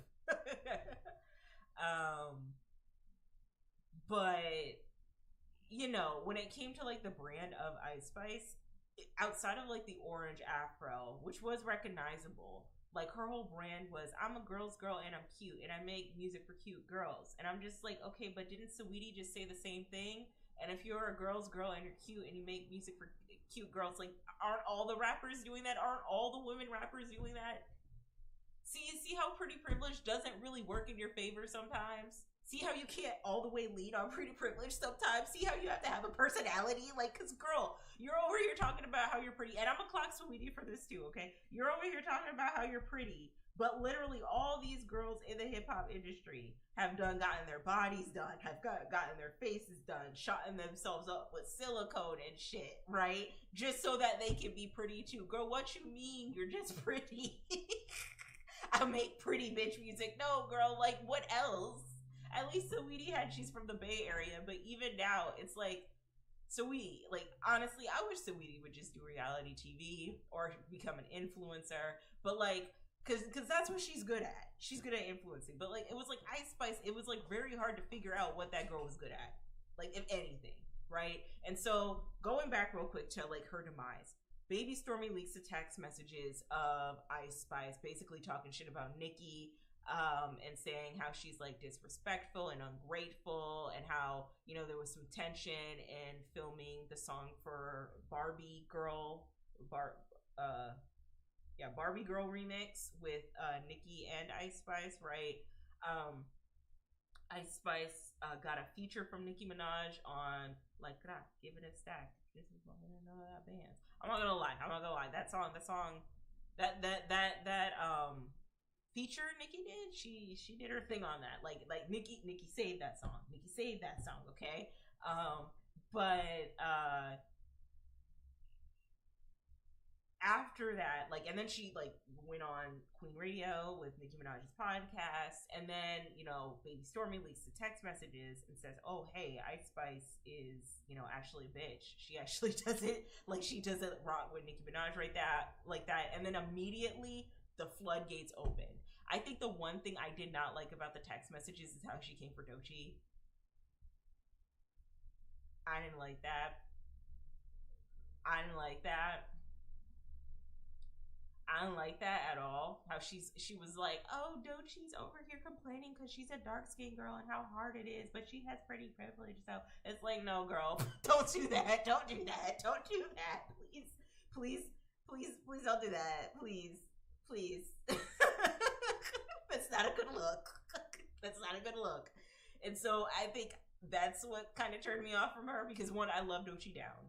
And two, Doechii's absolutely right about the whole colorism conversation and how every girl in hip hop up until recently has like a certain look and it's pretty light, you know, like she was right. Okay. Like, let's be real here. You know what I mean? And so uh after that, after the text messages came out, and then it came out that she was the other girl in the Central C relationship already. So here, let me break it down. Let me see. Let me get like paint, because maybe I can explain this better on. All right, let me do this. Okay, so Ice Spice's audience, right? This is how she was able to like encapsulate an audience where people were really into her. Like the brown and chocolate girls fuck with her because she was like friends with Cleopatra, which we will get into. Right? So okay. And what made Ice Spice work? All right. And then we'll get into the song that she did with Lotto, okay? So, alrighty, we got the brown and chocolate girls. All right, she is friends with Cleopatra. All right, so already like the brown and chocolate girls are supporting her because she's like friends with Cleopatra and she's willing to put people on. Okay, so you got that, right? And then you got pretty, nice body, guys want to bang. A lot of guys really wanted to get with Ice Spice because she had a nice body, she was pretty, you know, and that was her whole brand, right? Being pretty, have a nice body, and then you have the girl's girl where she's friends with Cleopatra and she like is, you know, and the brown and chocolate girls were like fucking with her. They weren't like, oh, she's not some uppity girl who's like a low-key colorist at the time, right? And then what else was working for Ice Spice?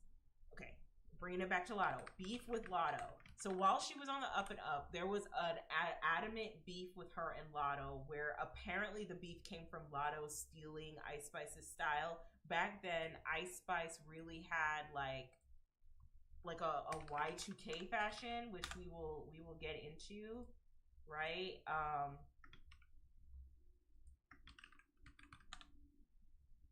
Like she had like a very like Y2K like diva-esque. Okay, so that's gone. Yeah, this fashion is like really what she was doing. You know what I mean? Like, you know, mini skirts, crop tops, fluffy boots at the bottom. You know what I mean? Like this silhouette. Okay, and so what had happened is, I guess Lotto was accused of copying Ice Spice in some of her fashion choices, and so they started a beef. And so Lotto came out with Sunday Service, which was her response to the beef, and then Ice Spice came out with You Think You the Shit, Bitch, You Not Even the Fart, which was awful. It was awful. And let me just make the camera big again because, girl, you had commentators out here convincing me that that was going to trump Lotto's diss track. You had people out here convincing me and you, a consumer of social media, that that was better than Lotto's diss track Sunday Service. You know what I mean? Like, girl, what? Like, you know, another thing that's working is that like the troll behaviors, and when I say troll behaviors, I mean what was working for her is that, like, look at me, I have like all of this shit talking about like what makes Ice Spice work, because we know damn well it's not the talent, right? So it's like all of like these things that are going on around her are working, and I would say that troll behavior is one of them, where it's like she's talking about like poopy diapers and stuff. Like, those are memorable lyrics, but they're also bad, but we're also fucking with it for some reason, right? And then last but not least, what also worked for Ice Spice was a Nicki Minaj cosign, which I would honestly say is probably one of the biggest that's probably one of the biggest things that held the most weight in her career, bigger than the Taylor Swift's cosign. So we can also do like a little line here and say that the Taylor Swift cosign was a thing too, because she was on that song Karma. So she had like Nicki Minaj featured on Keep It a Stack, Princess Diana, and then Taylor Swift came out with the Karma song and then did a remix with Ice Spice that was on the charts for like a couple of weeks. Or no, it was on the chart for like a few days and then jumped all the way down. It was that bad.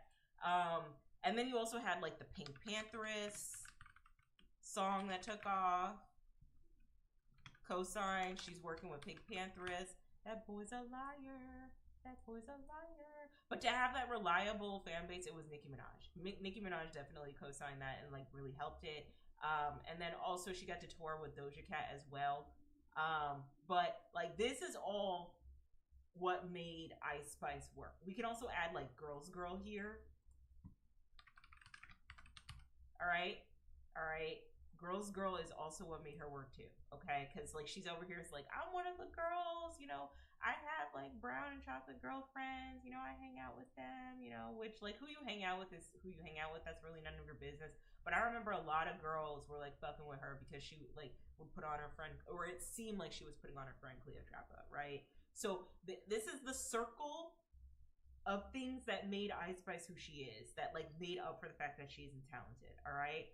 Okay, so I'm gonna go through each one to show you how like that ended up being her demise, right? So, number one, beef with Lotto. Okay, I think when the beef with Lotto happened, and then Lotto dropped Sunday Service, I think we all started to realize that okay, Lotto is clearly the better rapper. Like there's something in the water. Like maybe Lotto can't make a hit or a mark like Cardi B or Megan can, but like she's clearly the better rapper. The most you can say about Lotto as an artist is that she's boring when it comes to brand. But outside of that, like she's got the like she can like Sunday Service was good, okay? And so the beef with Lotto kind of proved that because she had troll behaviors. So we're gonna mark off beef with Lotto, and then we had because she had troll behaviors with the poopy diaper diss track that she made towards Lotto when she was like, "Think you the shit, bitch? You're not even the fart." And people were like bumping to the production of the song, but they weren't actually bumping to like the lyrics of the song. At some point, the troll behaviors though took a turn on itself because when Baby Stormy came out and talked about how Ice Spice was being a bitch towards Nicki Minaj, she didn't really fuck with her like that, and just talking shit about all types of girls, and released those text messages, no more Nicki Minaj co-sign. No more Nicki Minaj co-sign, right? The Taylor Swift co-sign just did not work. This was never going to work anyway. That Karma feature that she did with Taylor Swift, that's not the audience, Buki. Like that's not like Taylor Swift fans are not throwing it back to fart or like keep it a stat. Like they're not. No, that's not like Gracie Abrams, Sabrina Carpenter, you know, but not.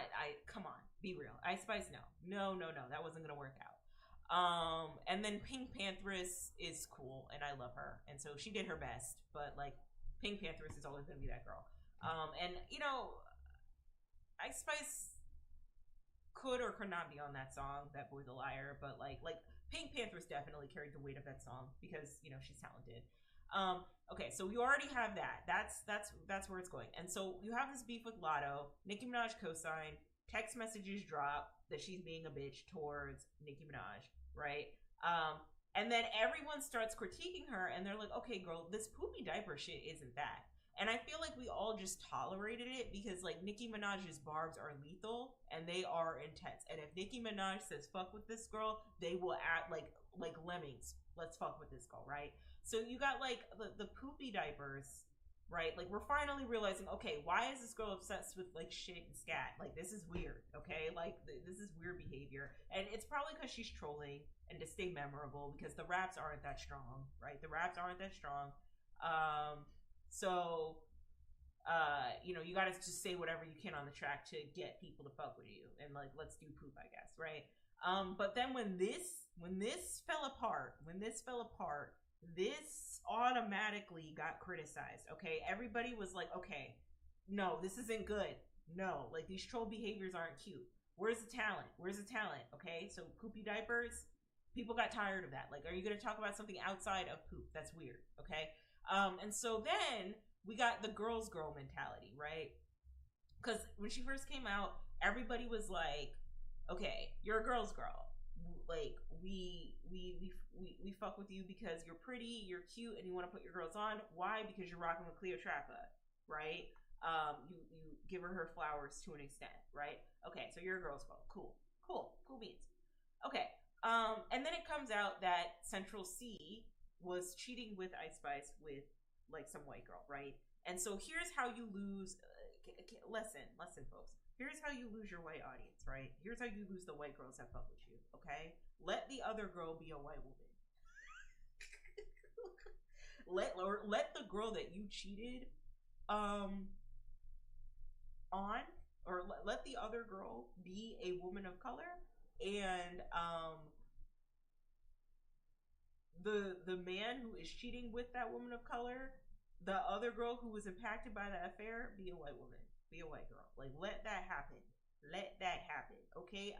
Like I'm not trying to be like, you know, ooh, but what I'm saying is like the number one way, because like let's look here. This wasn't gonna work. The Taylor Swift co-sign with Karma wasn't gonna work. Even if you were blackmailing her with the Matt Healy situation where her ex-boyfriend came out with all that racist bullcrap, saying that he likes to see black girls fucked up, right? That wasn't gonna work. Okay, that's the Sabrina Carpenter, Gracie Abrams crowd. All right, that's like the spiciest they will go is Sabrina Carpenter. All right, like that's the spiciest they will go, and even then they're clutching their pearls because Sabrina's on her knees grabbing her hair. Okay, with a dude grabbing her hair. All right, so the spicy white girls who actually like hip hop and fuck with like hip hop music and all that. Okay, you just totally threw them out, because the girl who came out that said that you cheated on her boyfriend, that the boyfriend that was in an affair did it with you, the woman of color, right? Because she's a biracial girl, she's still a woman of color. They're like, no, I can't support this. I can't get behind this girl behavior. Like, you're not a girl's girl. Okay, that's their favorite thing to say. You're not a girl's girl. Okay, not a girl's girl.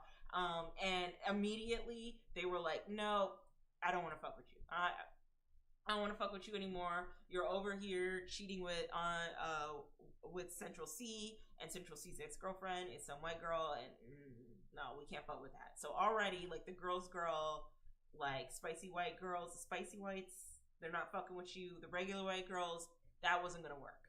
That's not your target audience, okay? And the spicy white girls, no. Let's go back. They're listening to Megan, learning how to throw it back with Megan Thee now, okay? And so then you got here. Friends with Cleopatra. And this was a whole saga in of itself. For those of y'all who don't know who Cleopatra is, she is, I think, a content creator who also raps, who Ice Spice basically bited her steez off of. Like, she bited her whole aesthetic, her whole, like, before the little, let's go back real quick. Before all, like, this look right here that she was doing, this look, this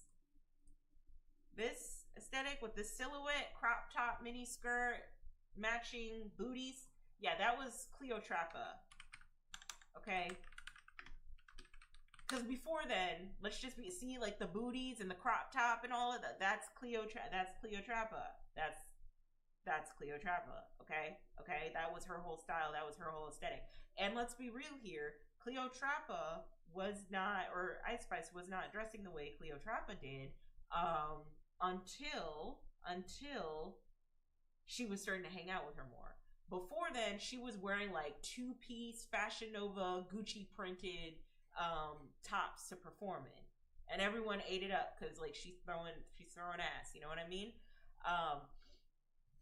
But then she gets around Cleopatra. Now the fashion's a little bit stronger, right? And so what happens is that she brings Cleopatra on tour. So let me do a visual. Okay? Or just type out. Brings Cleopatra on tour, right? And treats her like shit. Treats Cleopatra like shit. Okay? That's what happens. She treats Cleopatra like shit. Come to find out, everybody ate, you know? Like that's her line, because she's talking about how Ice Spice is eating, like the whole team of Ice Spice is eating, and then Cleopatra didn't get fed. Like Cleotrapa is having to sleep on the tour bus. Ice Spice gets to sleep on the hotel. Like, she's really doing her friend dirty that she was talking on, like, social media and, like, on these podcasts about, like, very well towards. Like, she saying, oh, this is my girl, this is my homegirl, I gas her up. And then Cleotrapa's like, no, girl, you actually a bitch, low-key. Like, you left me out to rot for your tour. You asked me to come on this tour with you as an opener, and then you treat me like complete shit, and then you don't even feed me, girl. What the fuck? And I think this really cemented, oh, okay, I don't know if Ice Spice is it. I don't know if Ice Spice is that girl. She's not for the Brown and Chocolate girls. Already, you could have known that because with the text messages, she said that she didn't really like fuck with Doechii. And then her being friends with like Cleotrapa, and then Cleotrapa saying that she's just like not a good friend, right? Like, already the Brown and Chocolate girls are not like, okay, like maybe you have a problem, right? Tour goes bad, this happens, and then all Ice Spice has left to lean on is Pretty Body and Guys Want to Bang. And if anybody knows, and as somebody who used to be an ex-Spicy worker, as somebody who used to be an ex-IG baddie, like into that, the one lesson I can tell you as a girl on social media is that when you do lead with your body, it is incredibly difficult to maintain relevancy and keep it consistent as time goes on, right? And so Ice Spice is over here leaning on like how attractive she looks, right? How she has a pretty nice body and how guys want to bang her. And then she loses all this weight. She loses all this weight because she wants to, I guess, be healthy. I hope she's healthy. And now people are like, what happened to the ass? Where'd the ass go? Where'd the ass go, Ice? Where is it? We need the ass back. Where is the ass? Give us the ass. Why? Because your only target audience, you done destroyed all your audiences, girl, right? Okay, that Nicki Minaj cosign, those text messages leaked, game over. That beef with Lotto, okay, she ate you up, and then you do like the poopy diaper thing. As soon as this happened, and then the Lotto dropped her diss track, and then you came out with shit, I'm not even the fart. People were like, why does this bitch keep talking about poopy diapers? Why is she constantly talking about poopy diapers? Then you're talking about being a girl's girl. Then you're talking about being a girl's girl.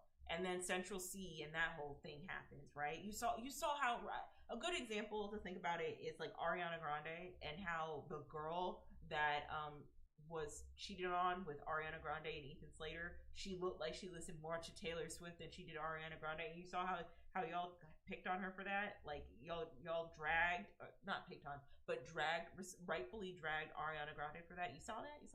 That's a good example. So you're not a girl's girl. You're not a girl's girl. You're not a girl's girl. So like the white girl's not fucking with you. The Taylor Swift cosign wasn't gonna work because they're not gonna fuck with, like, no. And then Cleotrapa comes out and says, girl, you a bitch, low-key. Like, you not nice, you rude as fuck, you acting all stuck up, you think you better than everybody, and you stole my style. You stole my steez, okay? And so now you really have all of this is all you have to lean on, right? Like, you have a pretty nice body and guys want to bang, but then you lose the ass. You lose the ass, okay? And that's unfortunately what happens when you lean on your body and you lean on your looks. As soon as the looks fade, the men leave, okay? And so now what does Ice Spice have? She has nothing. She has absolutely nothing. She doesn't have much to work with anymore, okay? And so she's kind of on her own, rebranding. I think she drops the deluxe album, and it does not so good because all of this shit is going on in the background, right? She does like a rebrand. I think she did a rebrand where she deleted everything on social media, and then she did a sample of Bad Girls and like changed up her flow a little bit. And now we're here where she is working with Lotto. Let me go back here. Okay, now we're here where she is working with Lotto again. Like, they've squashed their beef. They've come out with a song called Get. Okay, and so very quickly, Lotto. Okay, I like Lotto. I do. I don't have many criticisms for her because she is a good rapper and she has been doing this for a minute, right? I think the problem with Lotto is that she's not memorable and she came out before like Megan the Stallion. Like really like how do I put this? It's like when Megan the Stallion was like, "Oh, I'm from the South. I do this, da, da, da, da." You know what I mean? Cowboy, cowgirls, all of that, and she had like a really clear brand from herself. When Lotto came out, and she's from the South too, it was like, okay, so this feels like you're trying to be like Megan the Stallion, right? And then, Ice Spice has a specific fashion silhouette. Now people are like, okay, so why are you copying Ice Spice? And I guess the criticism with Lotto is like, who are you exactly? And like we see that with her latest album, I think Sugar Honey Iced Tea.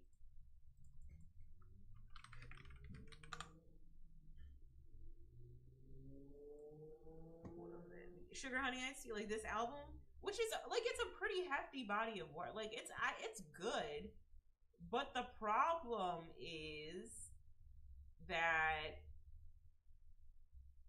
it's just not memorable. I don't even think it's memorable. I just don't think they're pushing her in the way that she needs to. I think and the thing is about memorability is that you can shove music down people's throat now so easily with like payola on Spotify. Like you could really just like shove it down their throats or shove it in their ears and then it'll all of a sudden be memorable. You know what I mean? But I think the issue is that Lotto I guess doesn't have that backing in that way. It seemed like when she went on her Sugar Honey Iced Tea tour, they didn't really have a budget to like push her in the way they need to. And so it started to turn like I think the problem with Lotto is that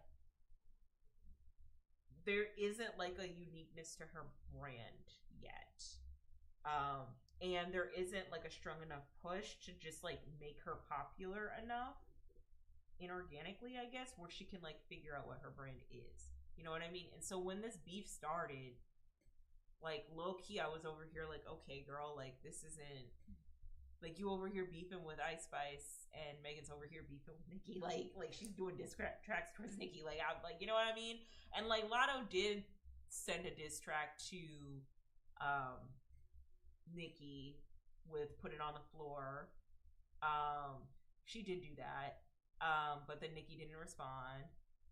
And then I think Nicki's response was trying to build up Ice Spice to be bigger than what she was because Lotto low key wanted to be the princess of rap, which I do think there is potential for her. And like I said, I think Lotto is incredibly talented. I think it's just gonna take a couple years for her to like find her footing. But she's consistent.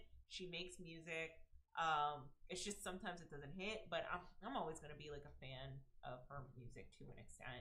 You know what I mean? I think I like her because she's from Clayton County, and when I first lived in Atlanta, I lived in Clayton County, so I like that aspect of Lotto, I guess. But they squash their beef, they do the song together, and it's called Giat.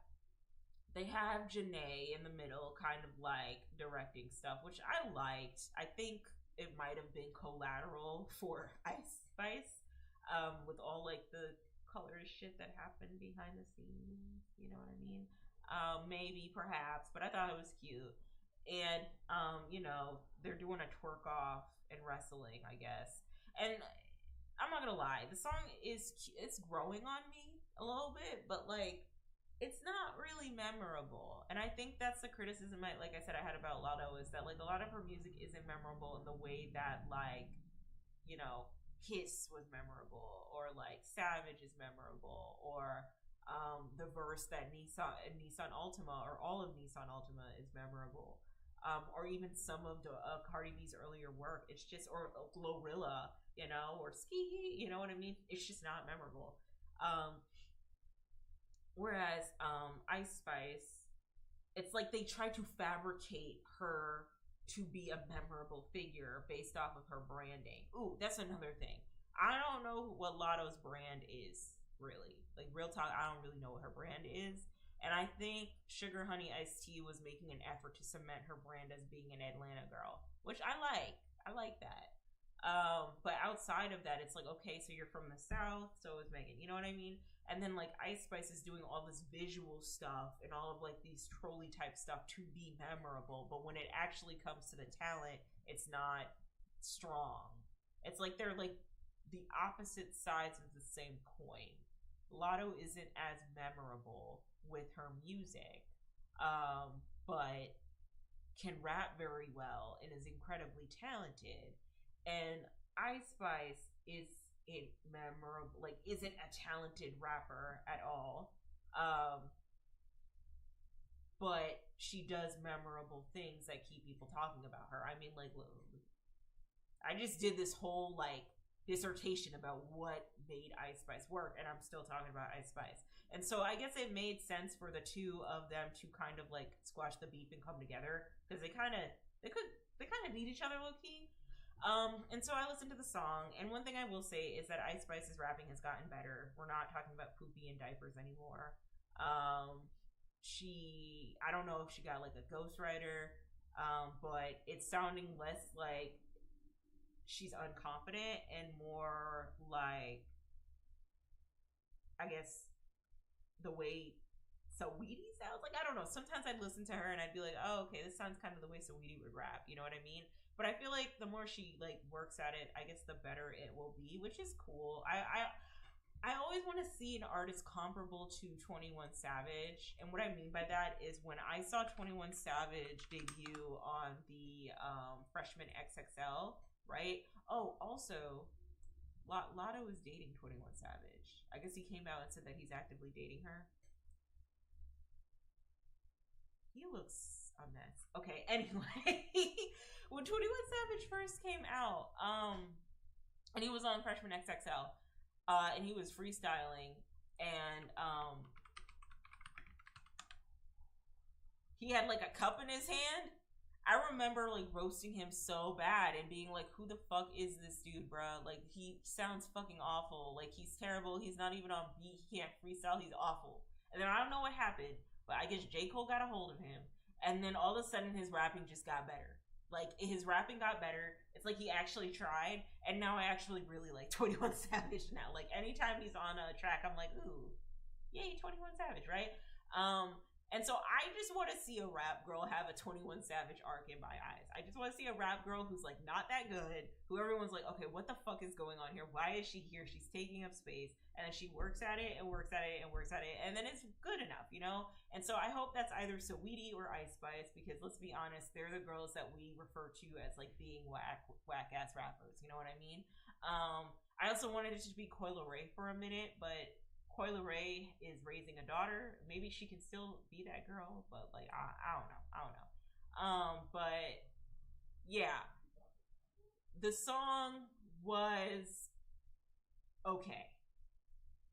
The music video was okay. I mean, they have nice bodies, you know, and I'm gonna appreciate that. I think Lotto's body looks dope. Like, she looks amazing. You know what I mean? And Ice Spice's body looks great too. But yeah, I don't know. I don't know, girl.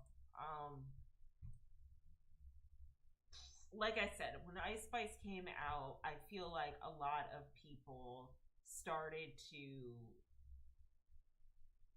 like when Ice Spice came out and then her demise came shortly after. I think a lot of people were like, okay, we can't, like, what's actually going on here? Like, we can't keep co-signing like mediocrity. You know what I mean? So that's my opinion on it. I wish them all the best, you know. I really want, like, personally, if you had to ask me who's my fave, it's absolutely Lotto. Like, I really like Lotto. I throw that ass back to see if he can catch it. Ain't nothing but his tennis for the night. I love her. So I really want to see her grow and develop, and she has fans. But I also think that, like, when it comes to women in hip hop in general, people are just like ruthless. Like, here I am yapping, and this is just commentary, and like not a lot of people are paying attention to what I'm talking about. But like, when it actually comes to all the women in hip hop and how they are putting in that work in the industry, like, let's be real, a lot of the dudes aren't hitting, with the exception of that Kendrick Lamar v Drake beef. Okay, a lot of people are saying that Gunna's album was good, and that and I I still gotta listen to Chance the Rapper's album. But really, women are taking a hold of hip hop, and what they're doing is they're doing what the pop girls in pop music have been doing. They're giving the whole package. They're giving the whole performance value of the hip hop genre that we've never seen before, because it used to be a very like masculine, very boys club type of genre, that when a girl did come in, like, she couldn't do like the splits and performances in the same way that a Meg Thee Stallion or a Lotto could, like that wasn't happening. You know what I mean? Or it wasn't gassed up as much. And then when we finally saw like Cardi B come to the spot and like take up space, and then kind of signal to a lot of other record labels that like it's time to take ownership in more women in hip hop, right? I think the performance value changed to the point where there could be a hip hop girl that can not only like do numbers in the same way pop music can, but can also give the same performance value as pop music does, and that's dope. That's great. That's awesome. My whole criticism of the way people perceive women rappers is that they are like way too hard on them, but they are the ones who are keeping the consistency in hip hop music.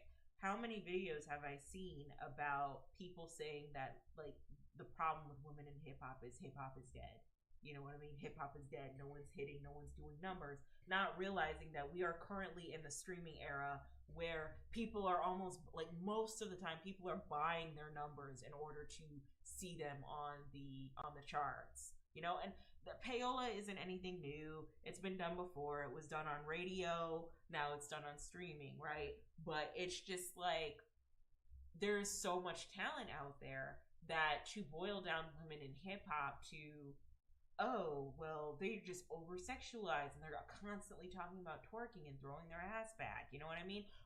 Which kind of goes back to what I was talking about yesterday with like, why can't folks acknowledge the privileges that they have? Talking about sexism real quick and like women in hip hop. It's like men, like dudes in hip hop have made it comfortable enough to talk about women like they're bitches, hoes, and sluts. And as soon as the said bitch, hoe, and slut comes out and says, yeah, I like my clit sucked this way, I like to be fucked that way, and if you want to, get a little nookie, you're gonna have to buy me a Birkin. Now it's a problem. When it's like, you've been rapping about that shit. That's always something that pissed me off. And now the sexism gets more nefarious, where it's like, well, it's not that the women rapping about their pussies is the problem. It's just that women in hip hop in general are the problem. You know what I mean? It's just not good anymore. It's just not consistent. I also never understood like the women in hip hop rapping about their pussies is a problem for the new girls, because Nicki Minaj almost absolutely was rapping about her kitty cat. She was rapping about it in a way that was very creative and wasn't as vulgar, but she was rapping about her kitty cat and she was leveraging her pretty privilege and her looks to get to where she was. Yes, she was. Did everybody forget Anaconda? Did everybody forget that? So I'd always get confused when a new rap girl came out, or when people would critique the new rappers and be like, oh, well, they have to twerk and shake ass to get people to listen to their songs. But like, did Nicki Minaj not get butt shots and ass shots in order to like really monument herself as a hip hop artist? Like, let's just be real here. She had to fit into like the hip hop vixen aesthetic in order for people to consume her music, in order for her to create space there. Like the issues I've always had with hip hop and women in hip hop is that because it's so like male dominated and borderline sexist, it's gonna take a long time for us to see like a woman rapper who doesn't feel like she has to lean into her looks so much in order to maintain relevancy. Because part of the gist or the brand I've noticed of female hip hop is it. Not only are you, if you're not making like turn up hip hop music like Glorilla or Sexy Red, where you're like one of the boys, you have to portray yourself as being desirable to both women first, but also the men. You have to be seen as fuckable, right? And then even you can lean into Glorilla and Sexy Red. Let Glorilla and Sexy Red look conventionally unattractive, right? Like, didn't Glorilla get like a nose job? Didn't she have to get a nose job? And people were like, did she get a BBL? I don't know what's going on. You know what I mean? Like, and then when women lean into like getting BBLs and altering their body and doing stuff to their face, then it's like, oh, well, all they care about is pretty girls on the track. They don't care about actually rapping. They're not hard like Nicki, da da da. And it's just like, well, yeah, they are, but like that's part of the. You're not gonna pay attention to them if they're not hot and if you can't fuck them, guys. You know. And then the argument of, well, what happened? Like, where are the girls who don't rap about their body? Where are the girls who don't rap about sex all the time? Nigga, you're not listening to them. You're not listening to them. You're not listening to Chica. You're not listening to Raspity. You're not. I don't even think you know who Chica and Raspity are. You're not listening to them. You're listening. What you're doing is you're probably angry fapping to this song, knowing full well that Ice Spice isn't that strong of a rapper, right? And then that Lotto, isn't as memorable. But damn, that round 2 BBL is hitting. That round 2 BBL is hitting. That's what you're doing because you're attracted to that because you're gonna tune in.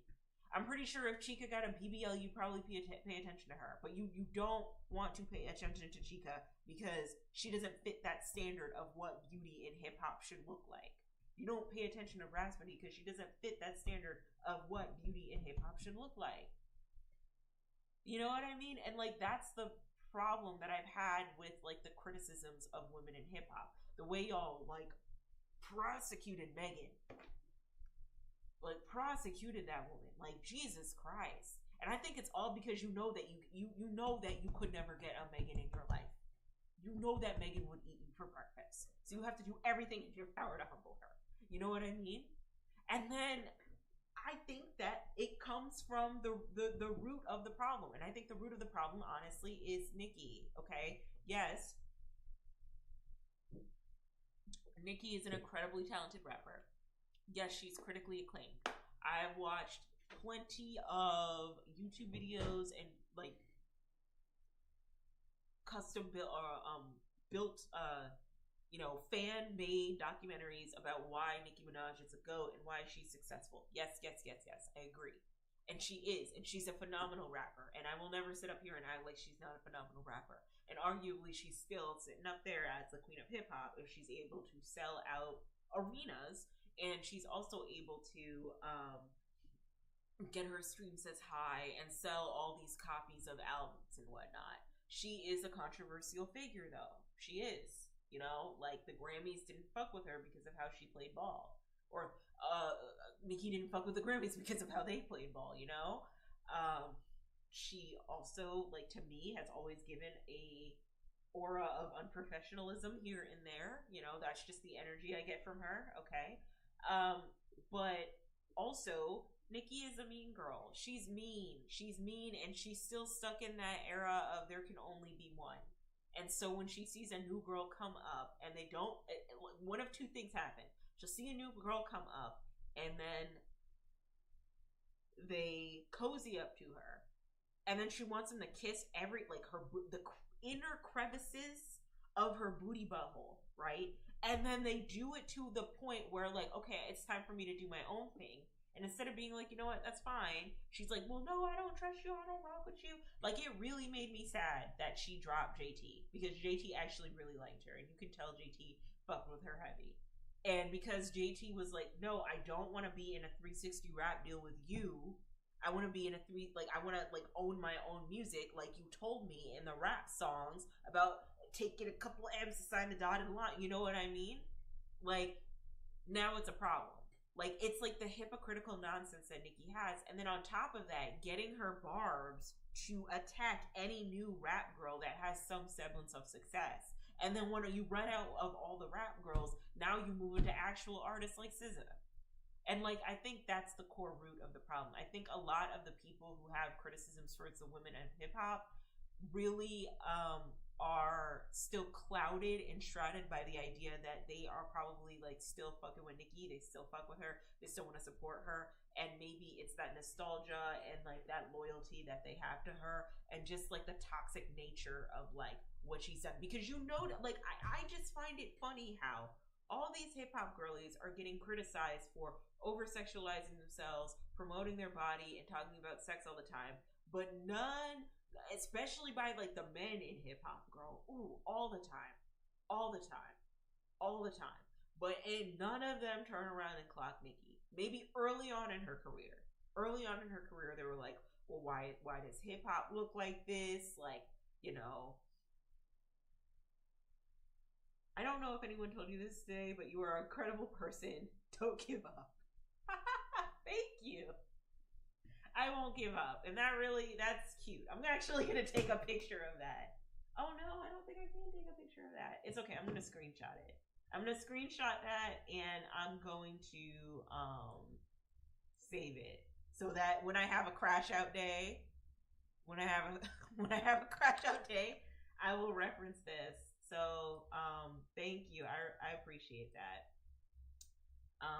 But as someone left me a message, I hope you're having a wonderful day.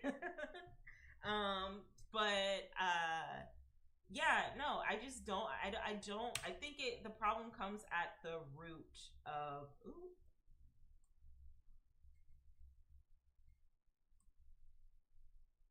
Okay, I saved it. Awesome. All right, 1 second. I'm saving this message. Thank you, LaRue. 94500. I'm gonna save this. Remember this for when you crash out. Thank you so much. All right, cool. So, anyway, as I was saying, like, I do remember that when Nicki came out, people were finger wagging at her and being like, what is this, the state of hip hop? Like, she's talking about her ass all the time. She's being inappropriate as fuck. Like, I just don't understand why she would talk about something like this. Like, what is she doing? You know what I mean? And it was coming from the older hip hop heads and, like, you know, Queen Latifah and the other artists like that who were like, why are you sexualizing yourself so much?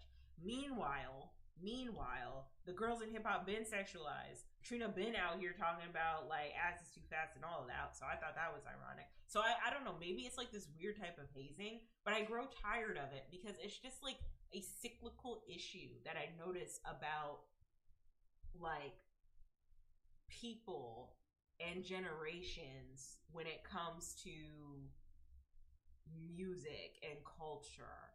It's like when you age out of that aesthetic. For example, I'm pretty sure I've aged out of the baddie aesthetic a little bit. And when I say aged out, it's not that I can't put that shit on, because I can put that shit on. But it's like I don't really want to dress that way anymore. You know what I mean?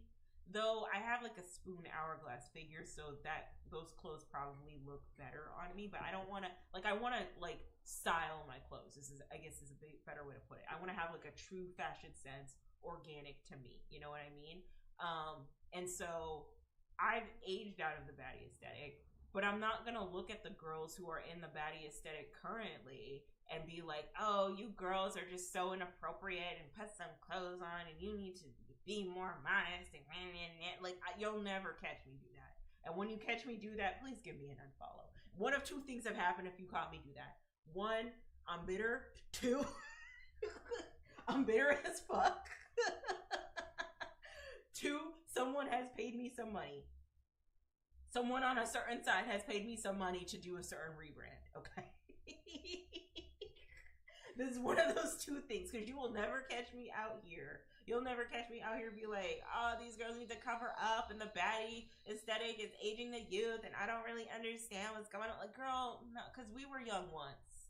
We were young once and I was out here wearing all types of shit. I'm still out here wearing all types of nonsense. I'm still out, you know what I mean? But it's just like, you know, it is what it is. Like, you know, like when I say the baddie aesthetic, I really mean like 2016 BBL fashion. It's a very specific aesthetic. There were very little accessories. It was very like Kim K minimalism, if that makes sense. Very like Fashion Nova. That's what I mean by baddie. I want to upgrade my style where I have more accessories, where I have more of like okay, this is like she's giving vampire, I see it. You know what I mean? She's giving alt baddie, goth baddie. I see it. You know, she's giving Persephone. I see it. You know what I mean? That's what I'm talking about. But like, when I look at the girls who are wearing the Lululemon jackets, which low key you probably shouldn't be shopping at Lululemon. They don't fuck with you, right? When I look at people who are wearing the little fuzzy boots, the little fuzzy boots. Let me see if I can find the fuzzy boots.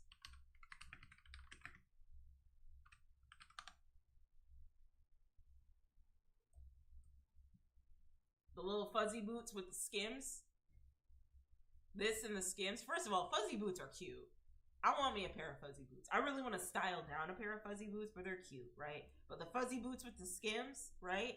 And everyone's like, oh, you girls don't know how to dress. Y'all dress so ratchet. Da, da, da, da. I'm like, girl, that's just like what it is, though. That's like they're young. They're experimenting with their style. They might be following the leader. Who cares? That's like a part of fashion. That's how you grow and evolve and come into your own.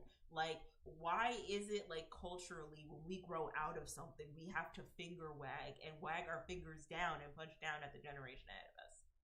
You know what I mean? Or before us. No, ahead of us. The next generation is what I'm gonna say, okay? Like, why do we have to do that so badly? Like, I never understand that. And so, like, when it comes to women in hip hop, right? Y'all did the same thing with Nicki when she first came out, right? Meanwhile, Nicki's able to dominate, leaning into her sexuality, not just her raps, but leaning into her sexuality in order to get to where she needs to be. She's getting all the kudos, all the respect, all the this, all the that, whatever the fuck, right? But let's be real. Her body was able to get her into a position where she needed to be called the queen of rap, right? Like that was always gonna be like a given, right? And then when the new set of girls come in, you all are doing the same thing over again. Well, why are they talking about sex all the time and fucking and all of that? Like, this is just so inappropriate and I don't understand. And it's like, bro, this is the same crew of people who were at like 1994 hip hop event Freaknik, throwing it back, getting booty ass butt naked, assaulting people, allegedly. And you're over here like, well, I don't understand why the youth is over here doing all this. Having like full-fledged video footage of y'all being raunchy as fuck. Not even putting that behind a paywall for $5.99. Hello. $5.99 a month. Like, really?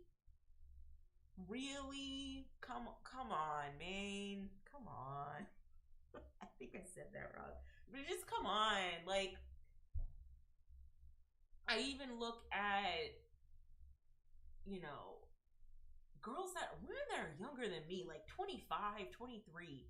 The whole drunk elephant epidemic, or the drunk elephant, debacle and discourse with, like, girls, 10-year-old girls buying drunk elephant from Sephora, and everyone's saying, you don't need skincare, you're too young for skincare. These girls nowadays, they're being too grown and fast because they're at Sephora buying skincare. Girl, back in my day, the girls were grown and fast. They were grown and fast, and maybe they weren't out here spending $30 or $40 on Sephora, right? But like, maybe they were over here, I don't know, sneaking out of the house and doing all types of foolishness, or buying G-strings from Dots. Y'all remember Dots? I remember I was like 9 playing with the G-strings at Dots because I was so excited for when I could finally wear a G-string. But I digress. Like, you know what I mean? Like, that's just a thing that people have been doing for generations. Kids have been wanting to not act their age for as long as possible. You know what I mean? Is it a little bit more nefarious now? Yes, I would agree with, like, the advancement of the internet and how easy it is for kids to get into shit. But, like, don't sit up here with your 30 to 31-year-old self acting like in 2009 you didn't get into some shit too. Whether it was online or in person, don't sit up here and act like you didn't do that. Okay? Like, you did. You did. If I did, a good noodle like me was able to get into some shit on the internet, most definitely believe that you probably did too. Okay? So, like, all this, like, auntie unk shit where y'all are over here like, well, I don't understand. I don't understand why the youth acts this way. I don't understand why the new generation is this way. Please stop. Please stop. Because you had your moment in the sun.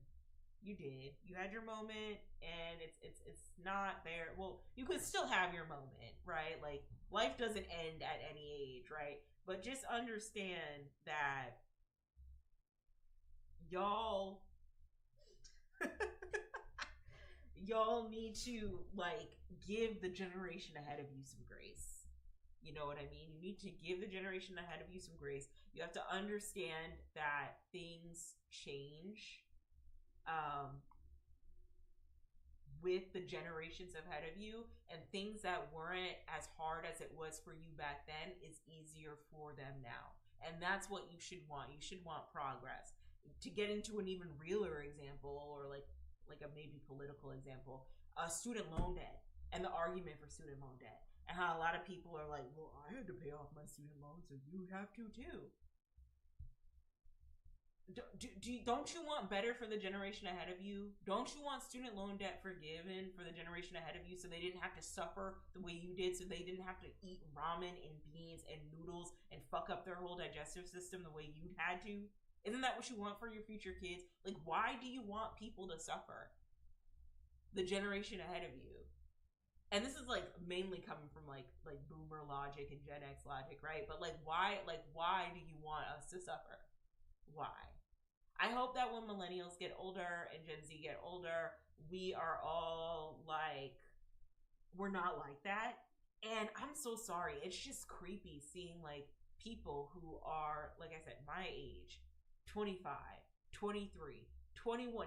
Ma'am, you just were allowed to drink. What do you mean? Over here, like these kids nowadays, this generation and this generation, this and this generation, that. Ma'am, you are this generation. This is your generation. This generation. No, your generation. You included, okay? Relax. Like, go out there. Make mistakes. Especially with the way people are so worried about being perceived and being called cringe. And people just taking complete liberty and, like, filming people however they want to without their consent. I saw a TikTok of this dude who was singing, like, loud and unashamed. I get so weak in the knees. Like, he was singing that song, right? Like, loud and proud, right? And someone was just filming him loud, like, unprovoked, without his consent, in the background. And I don't know, maybe that's his cousin or his niece or whatever. I don't know, but it's just like, can y'all give people grace, please? Can y'all let people live and exist? Like, please. Like, you go live and exist. You're so worried about being perceived. You're so worried about fitting in. You're so worried about, like, well, I gotta be a clean girl now, and I want to be a trad wife now, and I gotta get the milkmaid dress, you know, and you're wearing all this shit, trying to get a fintech husband that's probably going to that's probably going to leave you after you're 5 kids in, and find a hot wife out in Cancun somewhere and leave you with the mortgage and the bills and all of that, and a shitty ass prenup that you didn't check for. And then come 37, 38, you out here having a brat summer that you should have been had 10 years ago. Like, go live. Like, please. Oh my God, like, stop worrying about, like, how you're being perceived and how you're being presented in the world, and, like, the generation ahead of you and what they're doing wrong, especially if you're below the age of 25. Like, you really, if you're below the age of, like, 35, honestly, because you really get to be, like, unc and aunt. Like, you get the unc and aunt mentality, or the itch, when you're, like, around that age, I would argue. Honestly, you could even argue for, like, in your 30s too, but it's just like, go live and have fun and experience life and make mistakes, and, like, stop worrying about the generation ahead of you. And a lot of the old heads out here who are not hot as they used to anymore, stop finger wagging at the generations ahead of you either, especially if you were a part of the problem. You over here shitting on Ski Yee and Gra and all this other stuff, and it's like, girl, you were throwing it back on Freaknik 1994, the year I was born. The year I was born. What do you mean the problem with the generation and these girls? When you, hey, we want some pussy. No, girl, no. Like, Absolutely not. Absolutely not. You don't get to say that. You don't get to say that. And then the argument's always, well, I'm learning the lessons. I'm just trying to teach you guys the lessons. And tell you guys of the lessons that, and the mistakes that I made and the lessons that I've learned. That's all. That's all. No, you give it bitter a little bit. You give it hateful a little bit. I think people who give really good wisdom and really strong wisdom are people who are like, I probably wouldn't recommend you do it, but if you do it, just know these are the consequences. That comes from a place of wisdom and understanding. When you're just like, don't do it, don't do that. Certain type of people do that. Certain type of girls do this. Certain type of men do this. You can't do da da da da da da da. Like when you get into that category, right? When you get into that,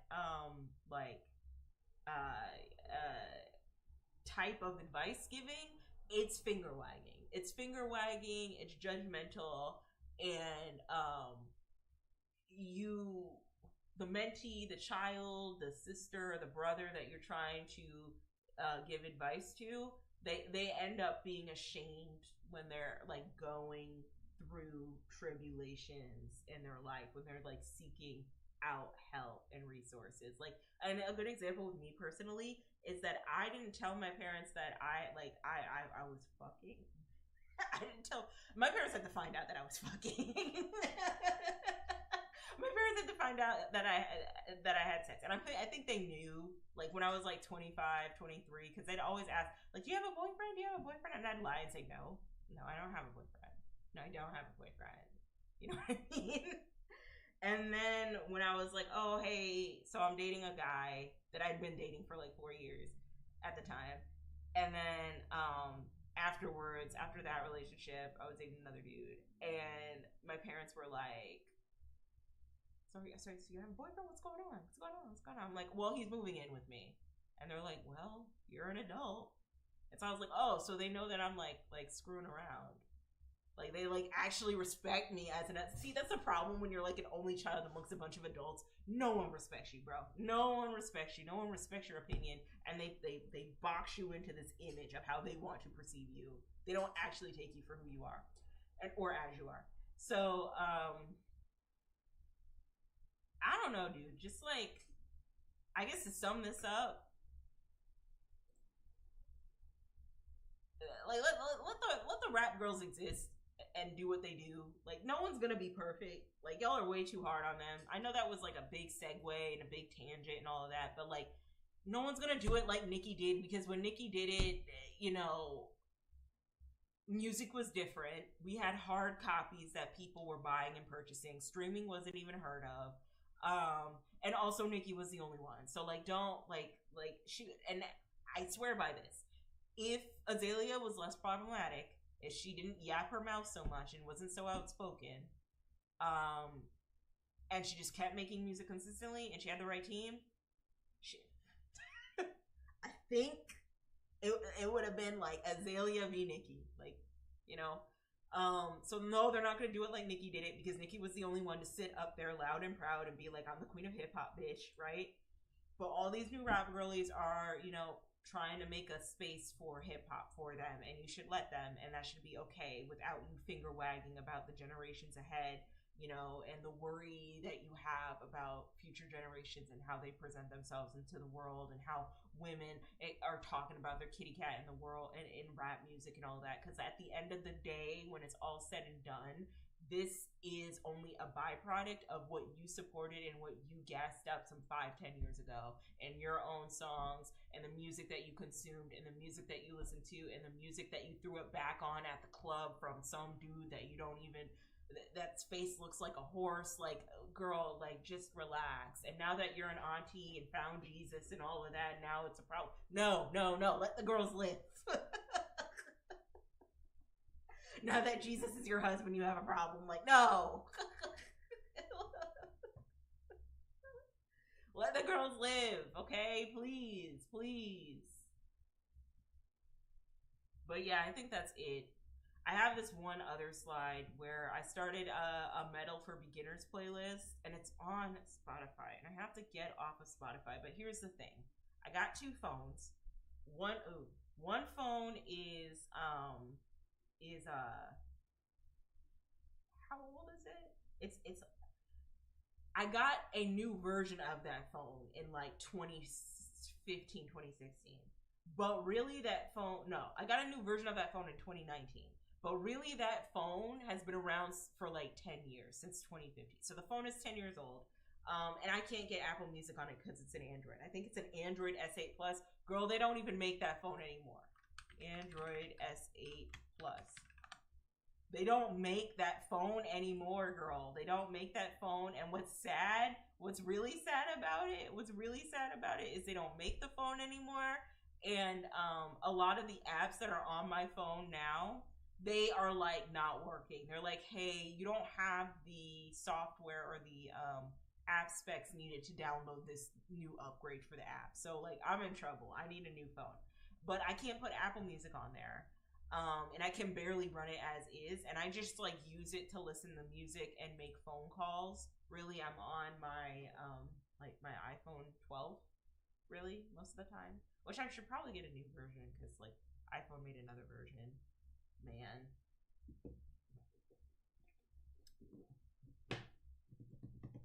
They just keep making phones and keep making products, and these products don't last, and that's not good. That's pretty wasteful. So yeah, I'm listening to my Metal for Beginners playlist on Spotify, but I gotta remove myself from Spotify because I don't like that they're giving AI military like funds to that they're giving money to fund military AI. I just don't like that. So I'm gonna have to move on. But I started this Metals for Beginners playlist, and I put this here because these are the big four of metal. Okay. And I listened to a lot of Metallica already. And I thought Avenged Sevenfold would be on here, but I guess it's Megadeth, Slayer, and Anthrax. Maybe it changes for everybody. I don't know. But like Metallica is always like a common, like everybody knows Metallica's like common metal, heavy metal music. So I'm getting into that again. I've listened to a lot of Iron Maiden before, and I've also listened to a lot of Black Sabbath too. So, but we're doing this again because I need a new hyperfixation. I get one every decade or so. Metal music's gonna be my hyperfixation. I'm also very angry right now, and I gotta channel my anger some way. So this is how I'm gonna do it. Anyway, that is it for me, y'all. Like, I stayed here for 2 hours and 40 minutes. I was really able to make this stream last because I had like a few little slides left, and I didn't know how I was gonna make it last that long. I really was thinking I was gonna stay here for at least 90 minutes, but I'm not. So that's good. This is like a hefty stream size for y'all. I need to get back into making videos on here.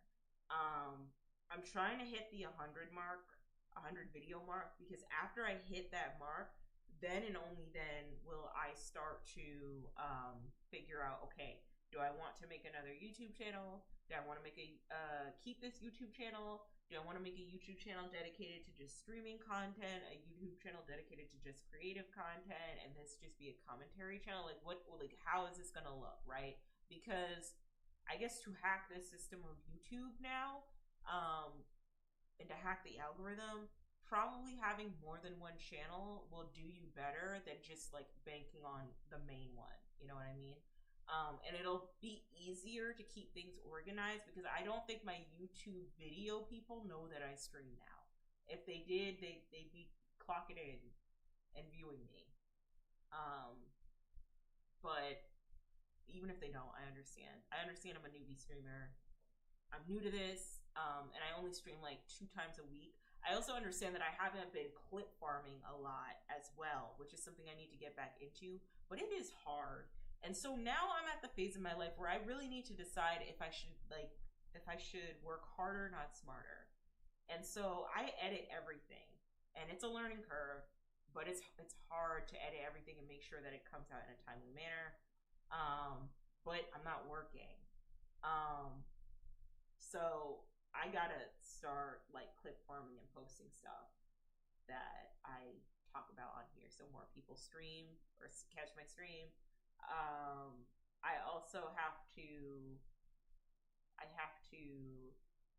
stream on TikTok probably because I can't stream on TikTok unless I have 1,000 followers. So I gotta do that. Um, yeah, it's days like these where I really wish I had a job that pays very well, so I can just buy all the clothes I need or the clothes I want, and then show you guys all the clothes that I'm wearing, so that I can like do the stuff I want to do, and then take you guys on that journey. Buy a new camera because I'm just filming everything on my iPhone 12. You know what I mean? Um, who knows? I might film on my iPhone 13, but yeah, shit is hard, man. A lot of people are like honing it, like it's finally hitting home, like recession indicator and like economy collapse. Um, Unemployment rates have reached an all-time low because people are just worried with like the tariffs and all the shit that's going down um, with the economy. People are just like worried about like what's happening, and so they're cutting back costs and doing things, cutting back things in the name of efficiency. So a lot of people are getting laid off from their jobs, and a lot of Black women are getting laid off as well. And a part of me wonders if it is calculated, because as soon as like this is why we need to stay silent, because as soon as we got up there and said that Black women were the most educated, making the most money in the Black community, it felt like as soon as that dropped, it felt like there was a warfare to like eliminate that or mitigate that as much as possible. Um, so, but I also like devil's advocate. I also just think that the economy is very shitty, and I hear that a lot of Black women work in the. Well, that's not true. I think I can have like a 50-50 take on this. I think that I can say that the economy's shitty and a lot of people are losing their jobs, and then I can also say and so a lot of the Black women that are losing their jobs do work in the government, right? And they probably do a phenomenal job. But then I can also say that it is a calculated attack. I believe a calculated attack to disenfranchise us a little bit, because I mean it is, and I just think in general, like corporate is just not working. 9 to 5s aren't working anymore. Like they're not, and we all see it, and we're all picking up extra jobs, and it's not working the way we need it to. Oh Lord. Um, I don't know. I'm about to work at I don't know, maybe like a little coffee shop and just be a whimsical girl. Cause like I'm over it. I'm over corporate. Like the juicy salary is nice, but like at what cost and at like what extent of my mental health, to what extent of like me depleting myself. I look at some of the women who go through corporate America and how like shot down and tired they are.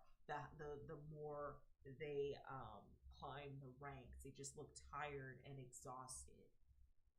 And I'm just like, I don't want to do this. I don't want to be like you. I don't want to be tired and exhausted, not living out my dreams and my goals to, say that I make X amount of dollars a year, and then like live vicariously or try to like mentor people after me. Like I don't want to do that shit. I want to be here.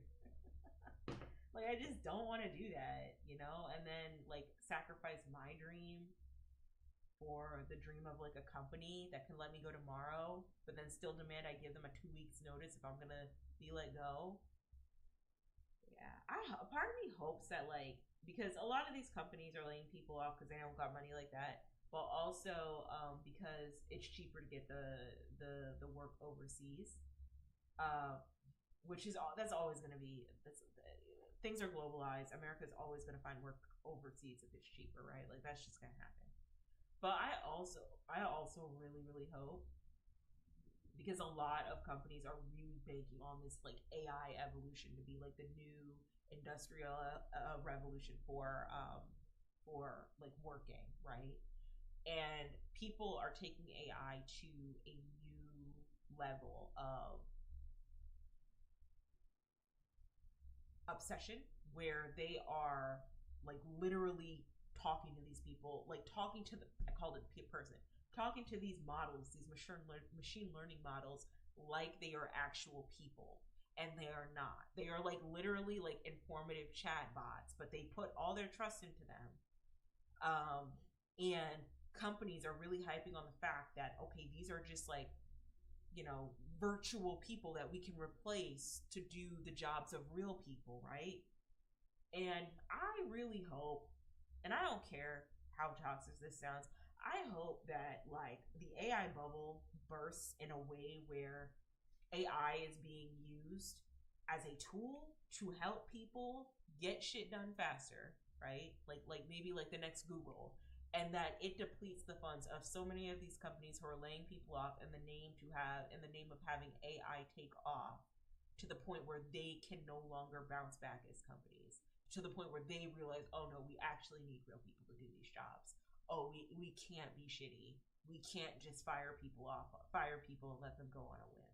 We actually have to get it together. Like, I just really, really hope that AI makes them realize that. And I hope that people wake up from a lot of these tech companies that keep coming out with these advancements that are not for the greater good of people, that are just in the business of keeping people miserable, upset, angry, on algorithms nonstop, and to ultimately like replace humans, right?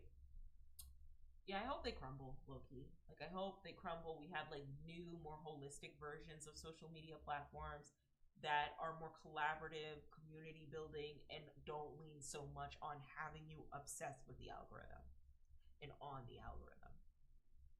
And I hope AI balances itself out as a tool that we will go back in time and be like, remember that time where the dude, you know, was married to an artificial machine learning model? Let's do a case study on that and be like, what the fuck was going on back then? Like, I hope we get to that time. I hope AI doesn't develop a cult. It does not need to develop a cult. But I don't know. A part of me just, like, I thought we were smarter than this. You know? Like, I thought we knew, like, when we talk to ChatGPT, we're not actually talking to a real person. We're talking to a bot who knows a lot of shit. We're talking to a model who knows a lot of shit. And people just like believe the they believe the whatever the bot is telling them, the machine learning model is telling them. And I guess that goes to show how lonely we are as people. That like how lonely we are as people, that we can't like reach out and extend and make connection with other individuals. But maybe it's also a commentary on how like lazy we are as people as well. That like ChatGPT is going to tell you anything you want to hear. That's what ChatGPT is known for. But or like AI is known for. Like they're going to call you buddy, pal. You can have a sexual relationship with AI now, right? But a real person won't do that. Like if a real person isn't digging you, they'll be like, I don't dig you, fam, sorry. And you have to live with that shit. And I don't think a lot of people are willing to live with that shit nowadays, especially with how awful the dating landscape is, how awful people are at making friends, how transactional people are now. It's so hard to find good friends. And I don't even think I gotta be a better friend, honestly. I haven't hung out with my friends in God knows how long. But something about me, I'm not gonna hang out with nobody if my money's funny. Like, if my money is funny, I will be miserable and bitter and angry and just stay home. Because, like, I so badly wanted to go to Dragon Con this year. Oh, absolutely. But I was like, with what money, bitch? My boyfriend was like, I can give you a couple dollars so you can hang out with your friends at Dragon Con. And I was like, with what money, sir? Absolutely not. No. No. I saw one of my friends, they took their son to Dragon Con, which was so cute. Oh my God. okay, sidebar, the way I gas up my friends who want to have kids, but the way I just don't want to have kids at all needs to be studied, because I'm just like, yes, have those babies, I'm excited for you. But if they were to ever ask me if I wanted to have kids, I'd be like, no, absolutely not, no. Absolutely not, absolutely not, no, no, no, no, no, no, no, no. But like they brought their kid to DragonCon, and I was looking at their pictures, and I think the artist for Invader Zim was there. The creator of Invader Zim was there, so they had him draw something for them. Jonan Vasquez, yeah, he was at Jonan Vasquez. He was at DragonCon, and I was like, damn, I want to see the Invader Zim creator. Next year. Next year I'm cosplaying too. Um, but it is what it is. But thank you guys so much for tuning into my stream. I really appreciate it. I gotta log off. It is a Sunday, and it's Monday now, and it's 2 a.m. So I think I'm gonna end it here. I really enjoyed my time with you guys though. So and shout out to LaRue 94500. I love the message of encouragement he gave me, or they gave me. And if I ever have a crash out day where I think this content creation thing isn't working out for me anymore, I will read your message. So thank you so much. I really appreciate it. I appreciate all you guys. I hope you have the wonderful rest of your morning, and you wake up bright-eyed, bushy-tailed, ready to start your Sunday or your Monday. Love y'all. Bye.